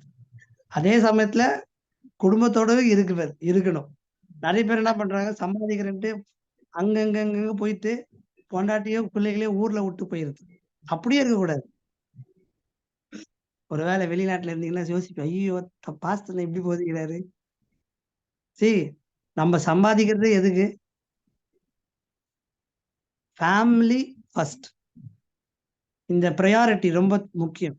நான் எப்பவுமே ஊழியத்துல சொல்லி தரேன். நான் first priority God, second priority family, third priority தான் மினிஸ்ட்ரி. ஹலோ, ஒருவேளை பாஸ்டர்ஸ் இங்க இருந்தீங்கன்னா இல்ல ஃபியூச்சர் பாஸ்டர் ஆக போறீங்கன்னா இதுதான் ப்ரையாரிட்டி. ஃபர்ஸ்ட் என்னது? உங்களுக்கும் காடுக்கும். செகண்ட் என்னது? ஃபேமிலி. உங்களுக்கும் ஃபேமிலிக்கும். மூணாவது என்னது? ஒருவேளை மினிஸ்ட்ரி. மினிஸ்ட்ரி இருந்தீங்கன்னா உங்களுக்கும் மினிஸ்ட்ரிக்கு தான். இந்த மூணும் மாறிச்சுன்னா ப்ராப்ளம் தான். You are not fulfilling the God's plan. See, நிறைய பேர் ஊழியத்துல ஊழியம் ஓடிட்டு குடும்பத்தை விட்டுருவாங்க. யாரு கேட்டது ஆண்டவர் கிட்ட ஊழியம் செய்யிட்டு? நிறைய பேர் நினைக்கிறாங்க அவங்க ஒரு ஆள் தான் ஊழியம் செஞ்சு எல்லா ஜனங்களையும் கர்த்தருக்குள்ள நடத்துறதுன்ட்டு. God does not need our ministry. He needs the relationship with him first. அவரோடு கூட ஐக்கியம் வேணும். ரெண்டாவது, அவர் ஏற்படுத்தின குடும்பத்தோடு கூட ஐக்கியம் வச்சுக்கணும். நான் ஒரு வருஷம் நாகர்கோயில்ல ஊழியம் பார்த்தேன், குலசேகரம் பகுதியில. அப்போ அதுல பாதி ஹஸ்பண்ட்ஸ் வந்து வெளிநாட்டுல தான் இருப்பாங்க, துபாய் அங்க இங்க சம்பாதிச்சுட்டு. நான் சொல்லுவேன், இட்ஸ் ஓகே, 1 year 2 years போய் சம்பாதிங்க, திரும்ப வந்துருங்க வீட்டுக்கு. நீங்க சம்பாதிச்சுட்டு 10 30 வருஷம் 20 வருஷம் வெளிநாட்டுல இருந்து சம்பாதிச்சுட்டு கடைசி வயசான காலத்துல திருப்பி வந்து பிள்ளைகளோட இருக்கிறதே வேஸ்ட். அந்த டைம் உங்க பிள்ளைகளுக்கு நீங்க தேவை. இந்த உலகத்துல எதுவும்னா ரீப்ளேஸ்மெண்ட் கொடுத்துடலாம். ஆனா ஒரு ஃபாதரோ மதரோ ரீப்ளேஸ்மெண்ட் கொடுக்கவே முடியாது. ஸோ அந்த ஒரு ஒரு ஒரு முக்கியத்துவத்தை, அல்லது வெளிநாட்டுல தான் வேலையா, ஃபேமிலியோட கூட்டு போயிடுங்க. இல்ல பாஸ்டர், ஃபேமிலியோட கூட்டு போனா சம்பாதிக்க முடியாது. நிறைய பேர் அப்படி சொல்லுவாங்க, சம்பாதிக்க முடியாது. நாங்க சம்பாதிக்கிறது, நீங்க சம்பாதிக்கிறது யாருக்குதான்? ஃபேமிலி. ஸோ அந்த ப்ரையாரிட்டி ரொம்ப முக்கியம். இது எல்லாமே ஆண்டவர் இந்த காரியங்களை இன்சிஸ்ட் பண்றாரு. சரி, இந்த அந்த தேர்ட் ஜட்ஜ்மெண்ட் ஓவர் ஆடம் என்ன சொல்றாரு? நீ கஷ்டத்துலதான் நீ சாப்பிடணும், நீ கஷ்டப்பட்டு உன் குடும்பத்தை நீ நடத்தணும். ஓகே, ஏன்னா the land will not produce without man working on it. The land will not produce. இப்ப முன்னாடி லேண்ட் அது பாட்டு தரும், ஆனா இப்போ லேண்ட் தராது. நீ தான் என்ன பண்ணணும்? அதுக்கு வேலை பார்க்கணும். So it will grow thistles and thorns. See, அது கஷ்டமா இருந்தா கூட பரவாயில்ல, நீங்க விளைச்சலோடு கூட என்ன வரும்? அது கூட சேர்ந்து களைகளும் வரும். அதுதான் ரொம்ப கொடுமை. முச்செடியும் சேர்ந்து வளரும். அப்போ நீ வந்து அதை பராமரிச்சுக்கிட்டே இருக்கணும். It's a hard work. இருக்கிறதுலே கஷ்டமான ஒரு வேலை என்ன தெரியுமா? விவசாயம் தான். விவசாயம் தான். ஆனா இருக்கிறதுலயே ஏழையாவே இருக்கிறவங்க யார் தெரியுமா? விவசாயிங்க தான். அவங்க விளைச்சல் செய்கிற அரிசியை வாங்கி விற்கிறவன் கோட்டீஸ்வரனா இருப்பான். நான் இன்னைக்குதான் ஒரு ஸ்டேட்டஸ் ஒரு வாசிச்சேன். நம்ம மோடிஜி வந்து அவருடைய நிறைய நண்பர்களுக்கு 16 லட்சம் கோடி கடன்களை தள்ளுபடி பண்ணியிருக்காராம். 16 லட்சம் கோடி கடன்களை தள்ளுபடி பண்ணியிருக்காராம் அவருடைய நண்பர்களுக்கு எல்லாம். ஏன்னா அவங்களாம் ஏழைகள். ஸோ நிறைய விவசாய கடன்களை தள்ளுபடியே பண்ணல. It's hard work. விவசாயிகள் அதனால தான் விவசாயிகளுக்குனால தான் நம்ம இன்னைக்கு சோறு சாப்பிடுறோம். ஸோ மனுஷனை ஆண்டவர் சொல்லிட்டார், நீ வந்து கஷ்டப்பட்டு தான்ப்பா நீ என்ன பண்ணும் விளைச்சல.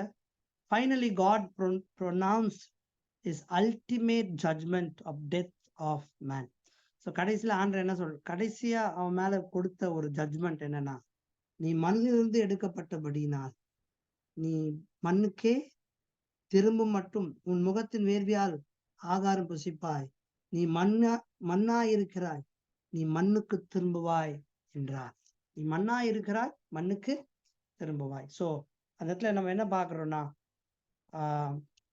the death, the physical death அங்க பார்க்கிறோம். See, ஆண்டவர் சிருஷ்டிக்காத ஒன்று, ஆண்டவர் படைக்காத ஒன்று என்ன தெரியுமா? மரணம். Death was not invented or created by God. மரணம் தேவனால் சிருஷ்டிக்கப்பட்ட ஒன்று அல்ல. மரணம் மனிதனால் தன் மீது வரவழைத்து கொண்ட ஒன்று. மனுஷனே அவன் மேல கொண்டு வந்த ஒரு காரியம்தான் மரணம். ஸோ பாவம் மரணத்தை கொண்டு வந்தது. அது 2 விதமான மரணத்தை கொண்டு வந்தது. என்னன்னா, ஒன்று பிசிக்கல் டெத், பிசிக்கல் டெத். ரெண்டாவது இட் brought ஸ்பிரிச்சுவல் டெத். என்ன வந்துச்சு? Spiritual death. அது என்னது ஸ்பிரிச்சுவல் டெத்து? ஆண்டவருக்கும் மனுஷனுக்கும் உள்ள ஒரு இடைவெளி, ஒரு பிளவு. It brought both death. ஒன்று பிசிக்கல் டெத், இன்னொன்று ஸ்பிரிச்சுவல் டெத். இப்போ மனுஷன் வந்து பாவத்தினால இருக்கிறதுனால அவனால தேவனோடு கூட போக முடியாது, தேவன் கிட்ட நெருங்க முடியாது, தேவனோடு கூட சஞ்சரிக்க முடியாது. he cannot walk with God anymore. ஏன்னா அவனுக்குள்ள பாவம் வந்துடுச்சு. அடுத்தது அந்த பாவம் எதை கொண்டு வந்துச்சுன்னா மரணத்தை கொண்டு வந்தது. அதனாலதான் பாருங்க, பாவத்தின் சம்பளம் மரணம், பாவத்தின் சம்பளம் மரணம். ஸோ இந்த மரணம் 2 விதமான மரணத்தை இருந்து அதுல மீட்டெடுக்க தான் ஆண்டவர் 3:15 தம்முடைய மீட்பின் திட்டத்தை என்ன பண்ணாரு? அவர் வெளிப்படுத்தினார். ஸோ 3 ஜட்ஜ்மெண்ட் பார்த்தோம். அடுத்தது, in all the 3 judgments of God we may observe the grace of God that provided restoration. See, 3 சாபத்திலையும் என்ன பார்க்க முடியும்னா தேவனுடைய கிருபையை பார்க்க முடியும். எதை பார்க்க முடியும்?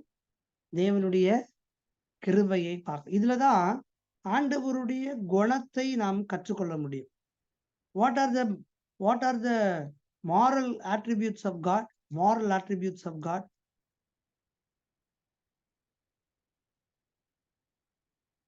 அன்புள்ள தேவன், நீதி உள்ளவர். அன்புள்ளவர், நீதி உள்ளவர். இரண்டாவது கிருபை நிறைந்தவர். கிருபை நிறைந்தவர், grace. Holiness, நன்மையானவர். righteousness, love, faithfulness. Okay, இதான் ஆர்டர். ஃபர்ஸ்ட் என்னது? Holiness. ஹோலினஸ். ஃபர்ஸ்ட் ஆண்டவருடைய குவாலிட்டி. அவரையும் பரிசுத்தத்தையும் பிரிக்கவே முடியாது. அவருடைய எசன்ஸ் அது ஹோலினஸ். ஸோ இதுல அவரோட குணாதிசயத்தை பாருங்க, ஆண்டோட குணாதிசயம். இன்னைக்கு இந்த சத்தியத்தை நான் புரிஞ்சுக்கிட்டோம்னா இன்னைக்கு உள்ள நிறைய தவறான உபதேசங்களை இருந்து நாம் தப்பித்து கொள்ள முடியும். இன்னைக்கு பெரும்பாலும் உபதேசங்கள், என்ன உபதேசங்கள் பரவிட்டு இருக்கு சொல்லுங்க பாப்போம். ஏதாவது கேள்விப்படுறீங்களா? Hyper grace. Very good. Hyper grace, கரெக்டா? ஹைப்பர் கிரேஸ், அதாவது ஹைப்பர் ஆக்டிவ் கேள்விப்பட்டிருக்கிறோம். இது வந்து ஹைப்பர் கிரேஸ். அப்படின்னது ஹைப்பர் கிரேஸ். இன்னைக்கு உள்ள டீச்சிங்ஸ், கிரேஸ் ப்ரீச்சர்ஸ் நிறைய பேர் வந்துட்டாங்க, கிருபையின் பிரசங்கியார்கள். எது செஞ்சாலும் பிரச்சனையே இல்லை, ஆண்டவர் உன்னை எல்லாத்தையும் ஆல்ரெடி சிலுவையில மறிச்சிட்டார். இன்னொருத்தர் சொல்றாரு, இயேசு சிலுவையில நீ இயேசுவா மாறின, இயேசு நீயா மாறின சிலுவையில. அவர் எக்ஸ்சேஞ்ச் பண்ணிட்டார் எல்லாத்தையும். யூ பிகம் காட், உனக்கு தெய்வம். ஒருவேளை இந்த பிரசங்கியார்களுடைய செய்திகள் எல்லாம் கேட்டிருக்கலாம். See, God will never change. ஆண்டவர் ஒருபொழுதும் மாற மாட்டார். அவர் ஆதி ஆகமத்துல ஏதேன் தோட்டத்துல எப்படி இருக்கிறாரோ அதே ஆண்டவர் தான் இன்னைக்கும் இருக்கிறார். ஆமென். He never changed, he will never change. அவர் மாறல, அவர் மாறவும் மாட்டார். ஸோ இன்றைக்குள்ள பிரசங்கியார்கள் grace preaching, hyper grace, God is gracious, எது பண்ணாலும் இல்ல, அது முதலாவது தவறான உபதேசம் பிசாசு கொண்டு வருகிறது. See, first of all, God's character is holiness. ஹோலினஸுக்கு எதிராக ஆண்டவர் ஒரு பொழுதும் அவர் ஒத்துக்கவே மாட்டார். நம்ம என்ன பண்ணாலும் ஒத்துக்கவே மாட்டார். அது அவருடைய ஹோலினஸ் அவரை தடுக்கும். See, ஆண்டவருடைய ஹோலினஸ் தான் மனுஷன் பாவி என்று சொன்னது. ஸோ ஹோலினஸ் அங்க ஆக்ட் பண்ணது ஃபர்ஸ்ட். ரெண்டாவது என்ன ஆக்ட் பண்ணுச்சு ஆண்டவருடைய கேரக்டர்ல? Righteousness. ரெண்டாவது என்ன ஆக்ட் பண்ணுச்சுன்னா ரைச்சஸ்னஸ். அவங்கள கோர்ட்ல நிக்க வச்சது எது? ரைச்சஸ்னஸ். See, ஹோலினஸ்க்கு விரோதமா வரும்பொழுது ஆண்டவருடைய ரைச்சஸ்னஸ் அங்க வரும். God's righteousness will come into action. அவரோட ரைச்சஸ்னஸ் வரும். அதனாலதான் பாருங்க, ஆண்டவர் நினைச்சிருந்தா மனுஷனை எப்படியாவது காப்பாத்தி இருக்கலாமே. ஏன் காப்பாத்தல? மனுஷனை காப்பாற்றுவதற்கு என்று ஆண்டவர் ஒரு மிகப்பெரிய விளக்கரையும் செலுத்த வேண்டியதா இருந்துச்சு. It was not easy for God to save man. மனுஷனை திருப்ப பாவத்துல இருந்து மீட்டெடுக்க, ஓகேவா நான் உன்னை காப்பாத்தினவா அப்படின்னு இல்ல. ஆண்டவர் மனிதனை மீட்டெடுப்பதற்கு மிகப்பெரிய விளக்கரையும் தேவைப்பட்டது. அந்த விளக்கரையும் என்ன? தன்னுடைய குமாரனையே கொடுக்க வேண்டிய ஒரு விளக்கரையும். எதுக்கு கொடுக்கணும்? அந்த இடத்துல என்ன டிமாண்ட் பண்ணுச்சு? அவருடைய ரைச்சஸ்னஸ், அவருடைய நீதி ஒரு மிகப்பெரிய ஒரு விளக்கரியத்தை டிமாண்ட் பண்ணுச்சு. நான் அவ்வளவு ஈஸியா நான் கொண்டு வர முடியாது. ஸோ அங்க என்ன ஆக்ட் ஆச்சுன்னா, ரெண்டாவது காட்ஸ் ரைச்சஸ்னஸ் ஆக்ட் ஆச்சு. மூணாவது என்ன ஆக்ட் ஆச்சு தெரியுமா? காட்ஸ் ரைச்சஸ்னஸ் ஆக்ட் ஆன பிறகு காட்ஸ் லவ் அங்க ஆக்ட் ஆச்சு. காட்ஸ் லவ், ஆண்டவருடைய அன்பு. அப்புறம் ஆண்டவர் சொன்னாரு, ஓகே நான் அவங்களை கிருபையா என்ன பண்றேன், அவங்கள ரட்சிக்கிறேன். they are not deserved, அவங்க பாத்திரவான் அல்ல, ஆனா என் கிருபை என்ன செய்யும் அவங்க மேல வரும். ஸோ நம்ம போக போக நம்ம படிப்போம். இந்த டேபர்நாக்கில் குறித்து படிக்கும் போது அந்த இடத்துல இன்னும் நான் ஆழமா அது குறித்து சொல்லுவேன். ஸோ இதுலதான் நம்ம பார்க்கிறோம், இந்த எல்லா ஜட்ஜ்மெண்ட்லயும் we see the grace of God, ஆண்டோடைய கிருபையை பார்க்கிறோம். அந்த கிருபையின் மூலமா தான் God provided the restoration. So அடுத்த வாசி, the seed of the women setting the order in the relationship and the provision of food in spite of toil describe God's grace within his judgment. So இதுல இருந்து நம்ம என்ன புரிஞ்சுக்கணும்னா, நம்ம என்ன வேணா பண்ணலாம், கர்த்தர் எல்லாத்தையும் மன்னிச்சிருவாரு, அதனால நான் தவறு பண்ணிக்கிட்டே இருக்கலாம் என்பது அர்த்தம் அல்ல. நான் செய்கிற காரியங்களுக்கு அதுக்கான கான்சிக்வன்சஸ் நான் ஃபேஸ் பண்ணி தான் ஆகணும். அதற்குரிய கான்சிக்வன்சஸ் என்ன சொல்லுவோம், விளைவுகளை நான் சந்தித்து தான் ஆகணும். ஸோ இன்னைக்கும் அதே சத்தியம்தான். நான் கிறிஸ்டியன் ஆயிட்டேன், நான் இயேசு கிறிஸ்துவ ரட்சகராக ஏற்றுக்கொண்டேன், நான் ஆண்டவரை நான் இப்போ நான் எப்படி வேணா இருக்கலாம் அப்படின்னு இல்லை. ஆண்டவருடைய டிமாண்ட் இன்னைக்கும் என்ன தெரியுமா? ஆண்டவருடைய டிமாண்ட் இன்னைக்கும் என்ன சொல்லுங்க? இன்னைக்கும் ஆண்டவர் நம்ம கிட்ட இருந்து என்ன எதிர்பார்க்கிறாரு? பரிசுத்தம். கரெக்ட். நான் பரிசுத்தர், ஆகவே நீங்களும் பரிசுத்தராய். அது பழைய ஏற்பாட்டிலயும் இருக்கு, புதிய ஏற்பாட்டிலயும் இருக்கு. So that is the character of God. இது மாறவே மாறாது. ஸோ இது மாறவே மாறாது. Finally God sent man and the women out of garden which God made for them. The purpose of sending them out of the garden is to prevent them from eating from the fruit of the tree of life. By doing so, God carried out the judgment of death, as well as graciously saved them from living forever under the judgment of God. So ஆண்டவர் என்ன பண்ணாரு, அதுக்கு முன்னாடி ஒரு வசனம் இருக்குது. என்னன்னா, தேவனாகிய கர்த்தர்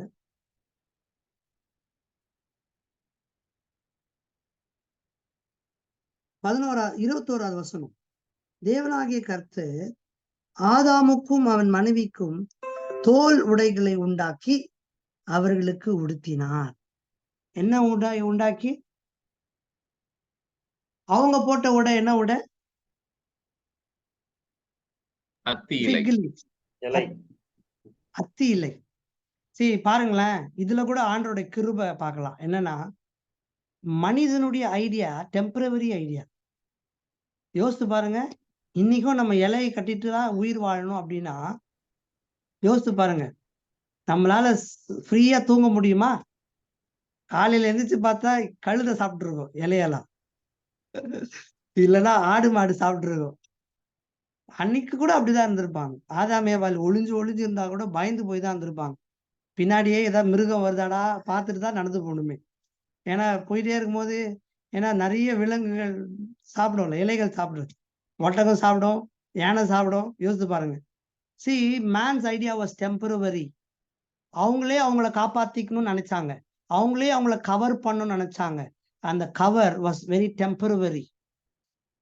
ஆனா ஆண்டவர் இங்க அதுல கூட ஒரு கிருபையை பார்க்கிறோம், அவருடைய ஞானத்தை பார்க்கிறோம். என்ன தெரியுமா? டேய், உன்னால உனக்கு நன்மையை தேடவே முடியாது, உனக்கு நன்மையை நான் மட்டும்தான் தர முடியும். ஆமென். அதுல கூட ஆண்டவர் பாருங்க, ஆண்டவருடைய கிருபை, ஆண்டவருடைய ஒரு ஒரு ஞானம். அதுல அங்க ஒரு தோல் உடைய கொடுக்கணும்னா கண்டிப்பா ஒரு மிருகம் என்ன பண்ணிருக்காங்க, கொல்லப்பட்டிருக்கு. ஃபர்ஸ்ட் பலி. ஆண்டவர் என்ன பண்ணிருக்காருன்னா, மனிதனுடைய நிர்வாணத்தை மூடுவதற்கு, அவங்களுடைய நேக்கட்னஸை கவர் பண்றதுக்கு முதல்ல பலி கொடுத்ததே ஆண்டவர் தான். அந்த இடத்துல ஒரு மிருகத்தை என்ன பண்ணிருக்காரு. கண்டிப்பா தோல் உடைன்னு சொல்லும் போது திடீர்னு ஆண்டவர் மேஜிக் பண்ணிலாம் கொண்டு வர மாட்டார். கண்டிப்பா அங்கிருந்து ஒரு விலங்குகளை என்ன பண்ணி அவரை பொண்ணுதான் அவங்களுக்கு தோல் உடை. So it talks about God's permanent in saving. ஆண்டவர் அவங்களை காப்பாற்றுவதில் ஒரு நிரந்தரமான ஒரு சொல்யூஷன். சரி, இன்றைக்கும் ப்ராப்ளத்துக்கு மனுஷன் சொல்யூஷன் கொண்டு வந்தா it will be temporary. But ப்ராப்ளத்துக்கு சொல்யூஷன் கொண்டு வந்தா தேவன் மட்டும்தான் ஒரு பெர்மனன்ட் சொல்யூஷன் என்ன செய்ய முடியும், கொண்டு வர முடியும். ஸோ அந்த ஒரு காரியத்தை நம்ம என்ன செய்ய முடியும், பார்க்க முடியும். அதுக்கப்புறம் ஆண்டவர் அவங்கள வெளியே துரத்துறாரு. அந்த தோட்டத்தை விட்டு துரத்துறதுக்கு ஒரு காரணம், அந்த தோட்டத்துல ஒரு ஜீவ விருட்சத்தின் கனி இருக்கிறது. அந்த ஜீவ விருட்சத்தின் கனி சாப்பிட்ட உடனே அவங்க வந்து நித்திய காலமா வாழ்வாங்களா? அது அர்த்தம் இல்லை. முன்னாடி கூட அந்த நன்மை தீமை அறியக்கூடிய கனியை சாப்பிட்டதுனால அவங்க கண்கள் திறக்கப்படல. There is no magical enzymes. Magical இல்லை அந்த பழத்துல. ஓகே, அந்த பழம் சாப்பிட்டோன்னா உடனே கண்ணு திறந்துச்சு. There is nothing magical in the fruit. அதுல எது ரொம்ப முக்கியம், அவங்களுடைய கீழ்ப்படியாமை, அந்த இன்டென்ஷன், அந்த காரியங்கள் தான் அதுல முக்கியம். அதே போல ஆண்டவர் அவங்களை வெளியே துரத்துனதுக்கு காரணம் ஒண்ணு, they can no more be in the presence of God.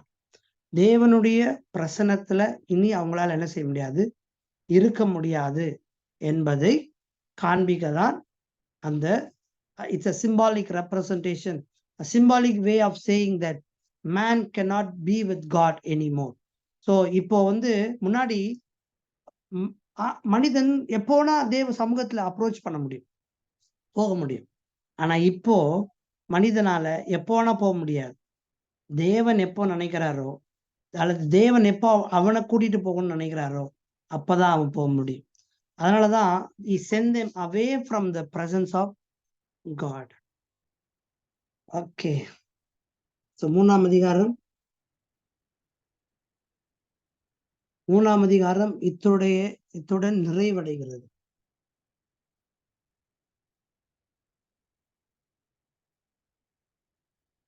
Okay, 4வது. ஓகே, ஏதாவது சொல்லணுமா? 4th chapter. இந்த நோட்ஸ்ல நம்ம ரீட் பண்ணலாம். The 4th chapter, life after the fall and God's protection of his promise. So இதுல என்ன வாசிக்கிறோம்? ஆதாம் தன் மனைவியாகிய ஏவாளை அறிந்தான், அவள் கர்ப்பவதியாகி காயினை பெற்று கர்த்தரால் ஒரு மனுஷனை பெற்றேன் என்றார். அங்க கூட என்ன பார்க்கிறோம்?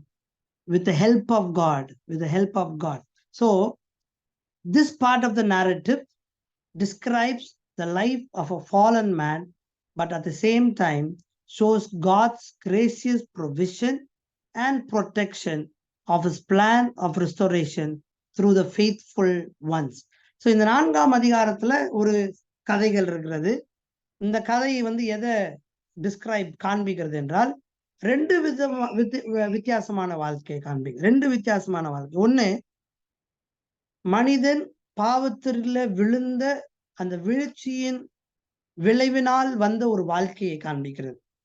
அதே சமயத்துல தேவன் ஏற்படுத்தின அந்த தேவன் மீட்பின் திட்டத்தை எப்படி ஆண்டவர் பாதுகாக்கிறார், எப்படி ஆண்டவர் அதை செயல்படுத்துகிறார், விசுவாசமுள்ள ஜனங்கள் மூலமாய் அல்லது கீழ்ப்படுகிற ஒரு சந்ததியின் மூலமாய் கர்த்தர் எப்படி அதை நிறைவேற்றுகிறார் என்பதையும் பார்க்கலாம்.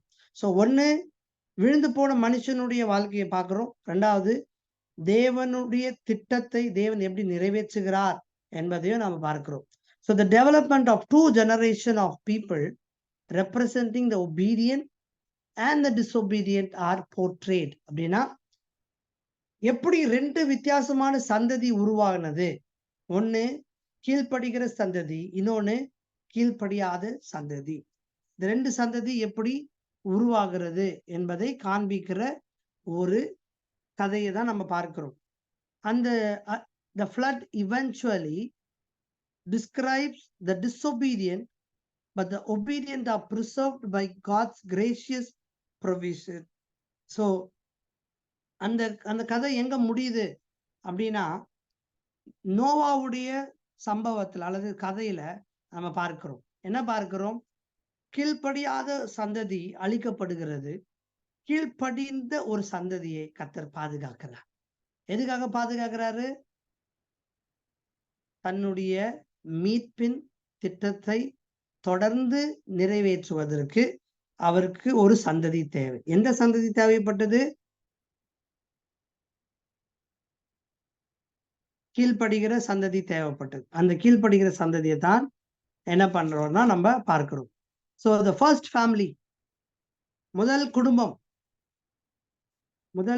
இந்த ஆதியாகமத்துல சில காரியங்கள், நிறைய முதல் காரியத்தை பார்ப்போம். என்னது முதல் காரியம்? முதல் மனுஷனை பார்க்கிறோம், முதல் பாவத்தை பார்க்கிறோம், அப்புறம் முதல் ஃபேமிலி பார்க்கிறோம், முதல் பர்த் பார்க்கிறோம், முதல் மரணத்தை பார்ப்போம், முதல் ஃப்ளட் பார்ப்போம். அது மாதிரி நிறைய முதல் பார்த்துட்டே இருப்போம். ஸோ இதுல முதல் ஃபேமிலி ஸ்டோரியை நம்ம என்ன செய்ய போறோம்? பார்க்க போறோம். The narrator presents 3 representative children to discuss its theme. So ஆதாமுக்கு எத்தனை பிள்ளைங்க? 2 பிள்ளைங்க பிறந்தாங்க முதல்ல. வெறும் 2 தானா? முதல்ல இந்த 4ஆம் அதிகாரத்துல 2 பிள்ளைங்க முதல்ல. நான் கேட்ட கேள்வி, ஆதாமுக்கு எத்தனை பிள்ளைகள்? நிறைய பிள்ளைகள், நிறைய பேர், எண்ணிக்கை சொல்லப்படல வேதத்துல. எத்தனை பெண் பிள்ளைகள்? தெரியாது. அவங்க பேரு கூட போடல. ஆனால் 3 பேர் குறிப்பிடப்பட்டிருக்கு. ஆதாமுக்கு 3 பேர் குறிப்பிடப்பட்டிருக்கு. முதல் பையன் பேரு காயின், 2வது பையன் பேரு ஆபேல், 3வது பையன் பேரு சேத். ஏன் அதுக்கு அடுத்து 4வது பையன் பேர் போடல? தேவனுடைய மீட்பின் திட்டம் சேத்துல இருந்து கேரி ஆன் ஆகுது. அதனால அவருடைய பிள்ளைகளை பத்தி பேசுறாங்க. ஏன்னா தேவையில்லை, அதனாலதான் போடல. So not necessary. ஸோ இந்த 3 ஜெனரேஷன்ல இருந்து தான் எப்படி ஆண்டவருடைய மீட்பின் திட்டத்தை என்ன செய்யறாரு கொண்டு வருகிறார் என்பதை பார்க்கிறோம். So the Abel and coin and Abel represent both the generation. ஒன்னு disobedient generation, obedient generation respectively. So the narrator presents an incident in the lives of these two sons of Adam and Eve to discuss this theme. So இந்த narratorனா இந்த கதையை எழுதுகிறவர் ஒரு சம்பவத்தை எழுதுகிறாரு. என்ன சம்பவம்னா ஆதாமேவால் coin ஆபேல் உடைய வாழ்க்கையில் நடந்த ஒரு சம்பவம். உங்க எல்லாருக்குமே தெரியாது என்ன சம்பவம். ரெண்டு பேரும்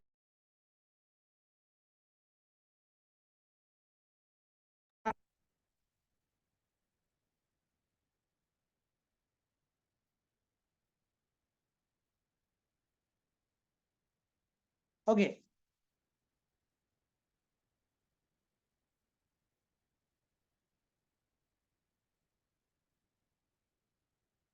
ஓகே சாரி கால் வந்துச்சு. ஸோ ரெண்டு பேருமே வந்து தேவனுக்கு காணிக்கை வைத்தார்கள். அதுல ஆண்டவர் காயினுடைய காணிக்கையை அங்கீகரிக்கல, ஆபேலுடைய காணிக்கையை அங்கீகரித்தார்.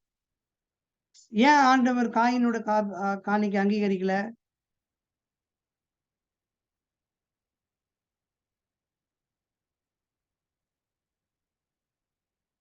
தேவனுக்கு பிரியமான காணிக்கை ஆபேல் செலுத்தினார் அப்படின்னு சொல்லி எபிரேயர்ல வாசிக்கிறோம். விசுவாசத்தினாலே ஆபேல் தேவனுக்கு பிரியமான காணிக்கை. ஓகே, அப்போ காயின் வந்து ஆண்டவருக்கு பிரியமில்லாத காணிக்கை செலுத்தினாரா? இல்ல, ஆக்சுவலா ஆபேல் வந்துட்டு ஃபர்ஸ்ட் அவரது உண்டான ஃபர்ஸ்ட் இதுல இருந்து கொடுத்திருப்பாரு. அப்படி அப்போ காயின் அப்படி கொடுக்கல. காயின் அப்படி கொடுக்கலையா? ஐயா, அந்த வசனத்துல இருந்து பார்க்கும்போது சிஸ்டர் சொல்ற பாயிண்ட் தான். 3ஆம் வசனம், காயின் நிலத்தின் கனிகளை கர்த்தருக்கு காணிக்கையாக கொண்டு வந்தான். நிலத்தின் கனிகள் அப்படின்னு ஜெனரலா கொடுத்திருக்காங்க, ஜெனரிக்கா. ஆனா ஆபேலும் தன் மந்தையின் தலையீற்றுகளிலும் அவைகளில் கொழுமையானவைகளிலும் சிலவற்றை கொண்டு வந்தான். சோ இருக்கிறதுல பெஸ்ட் கொண்டு வந்து கொடுத்தாங்கிறத நம்ம இதுல பார்க்க முடியுது. ஆனா காயினுக்கு அப்படி சொல்லப்படல. சோ அதனால வந்து காயினுடைய காணிக்கை ஆண்டவர் ரிஜெக்ட் பண்ணிட்டார். ஒரு சில இன்டர்பிரிட்டேஷன்ஸ் என்ன சொல்லுவாங்கன்னா, ஏன் ஆண்டவர் காயினுடைய காணிக்கையை அங்கீகரிக்கல அப்படின்னா, ஏன்னா அவன் வந்து ரத்தம் சம்பந்தப்பட்ட காணிக்கை கொடுக்கல அப்படின்னு சொல்லிட்டு சொல்லுவாங்க. ஸோ என் நோட்ஸ்ல நான் அதை மென்ஷன் ஆயிருக்கு. அதாவது both of them bring offerings to God. God accepts Abel's offering but rejects Cain's offering. ஆண்டவர் வந்து ஆபேல் ஏற்றுக்கொண்டார், காயினையோ புறக்கணித்தார். This result in the murder of Abel by his brother Cain. So அது நிமித்தமாய் காயின் என்ன பண்ணார்னா ஆபேலை கொன்றார். God judges Cain on account of his crime.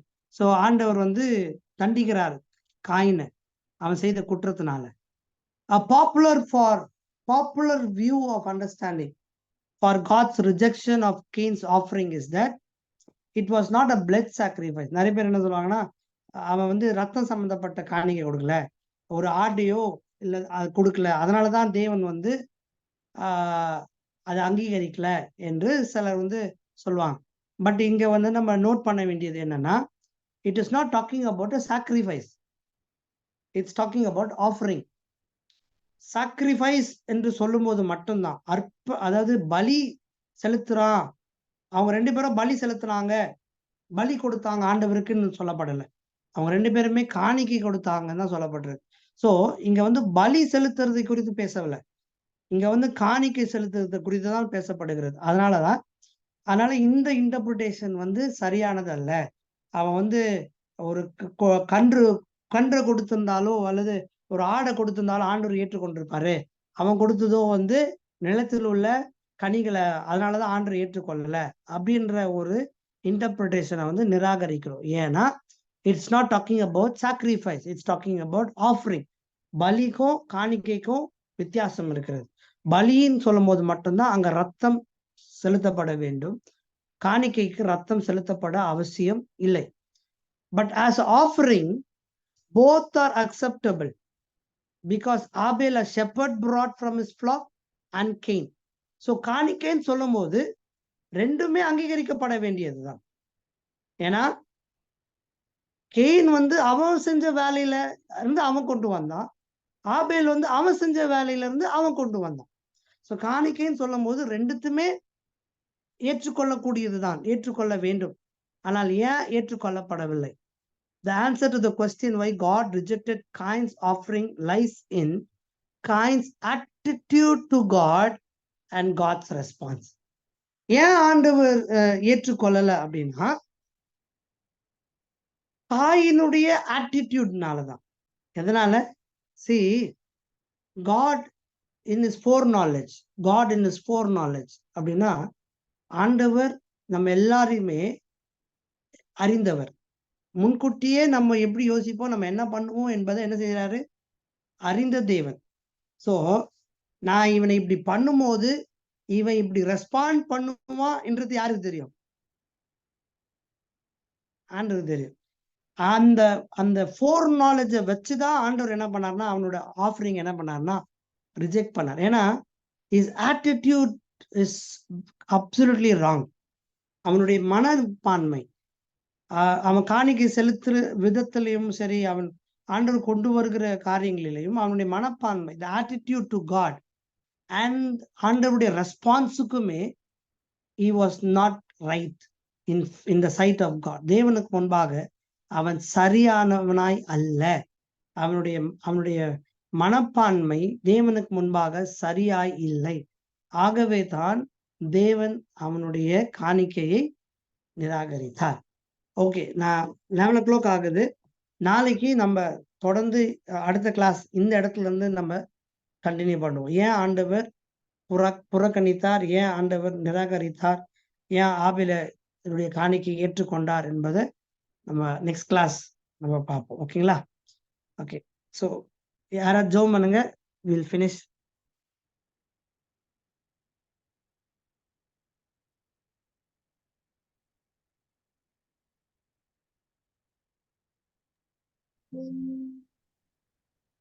ஜெபம் பண்ணலாங்களா? ஸ்தோத்திரம், ஸ்தோத்திரிக்கிறோம், ஸ்தோத்திரிக்கிற ராஜா, நன்றியோடு துதிக்கிறோம், ஸ்தோத்திரிக்கிறோம், வாழ்த்துகிறோம், போற்றுகிறோம், உயர்த்துகிறங்க தாவே. இந்த ராத்திரி வேளையில ஆண்டவரே வேதத்தை கற்றுக்கொள்ளும்படியாய் மோசையின் ஆகமங்களை நாங்கள் கற்றுக்கொள்ள இந்த இடத்துல கூடி வர செய்தீங்க.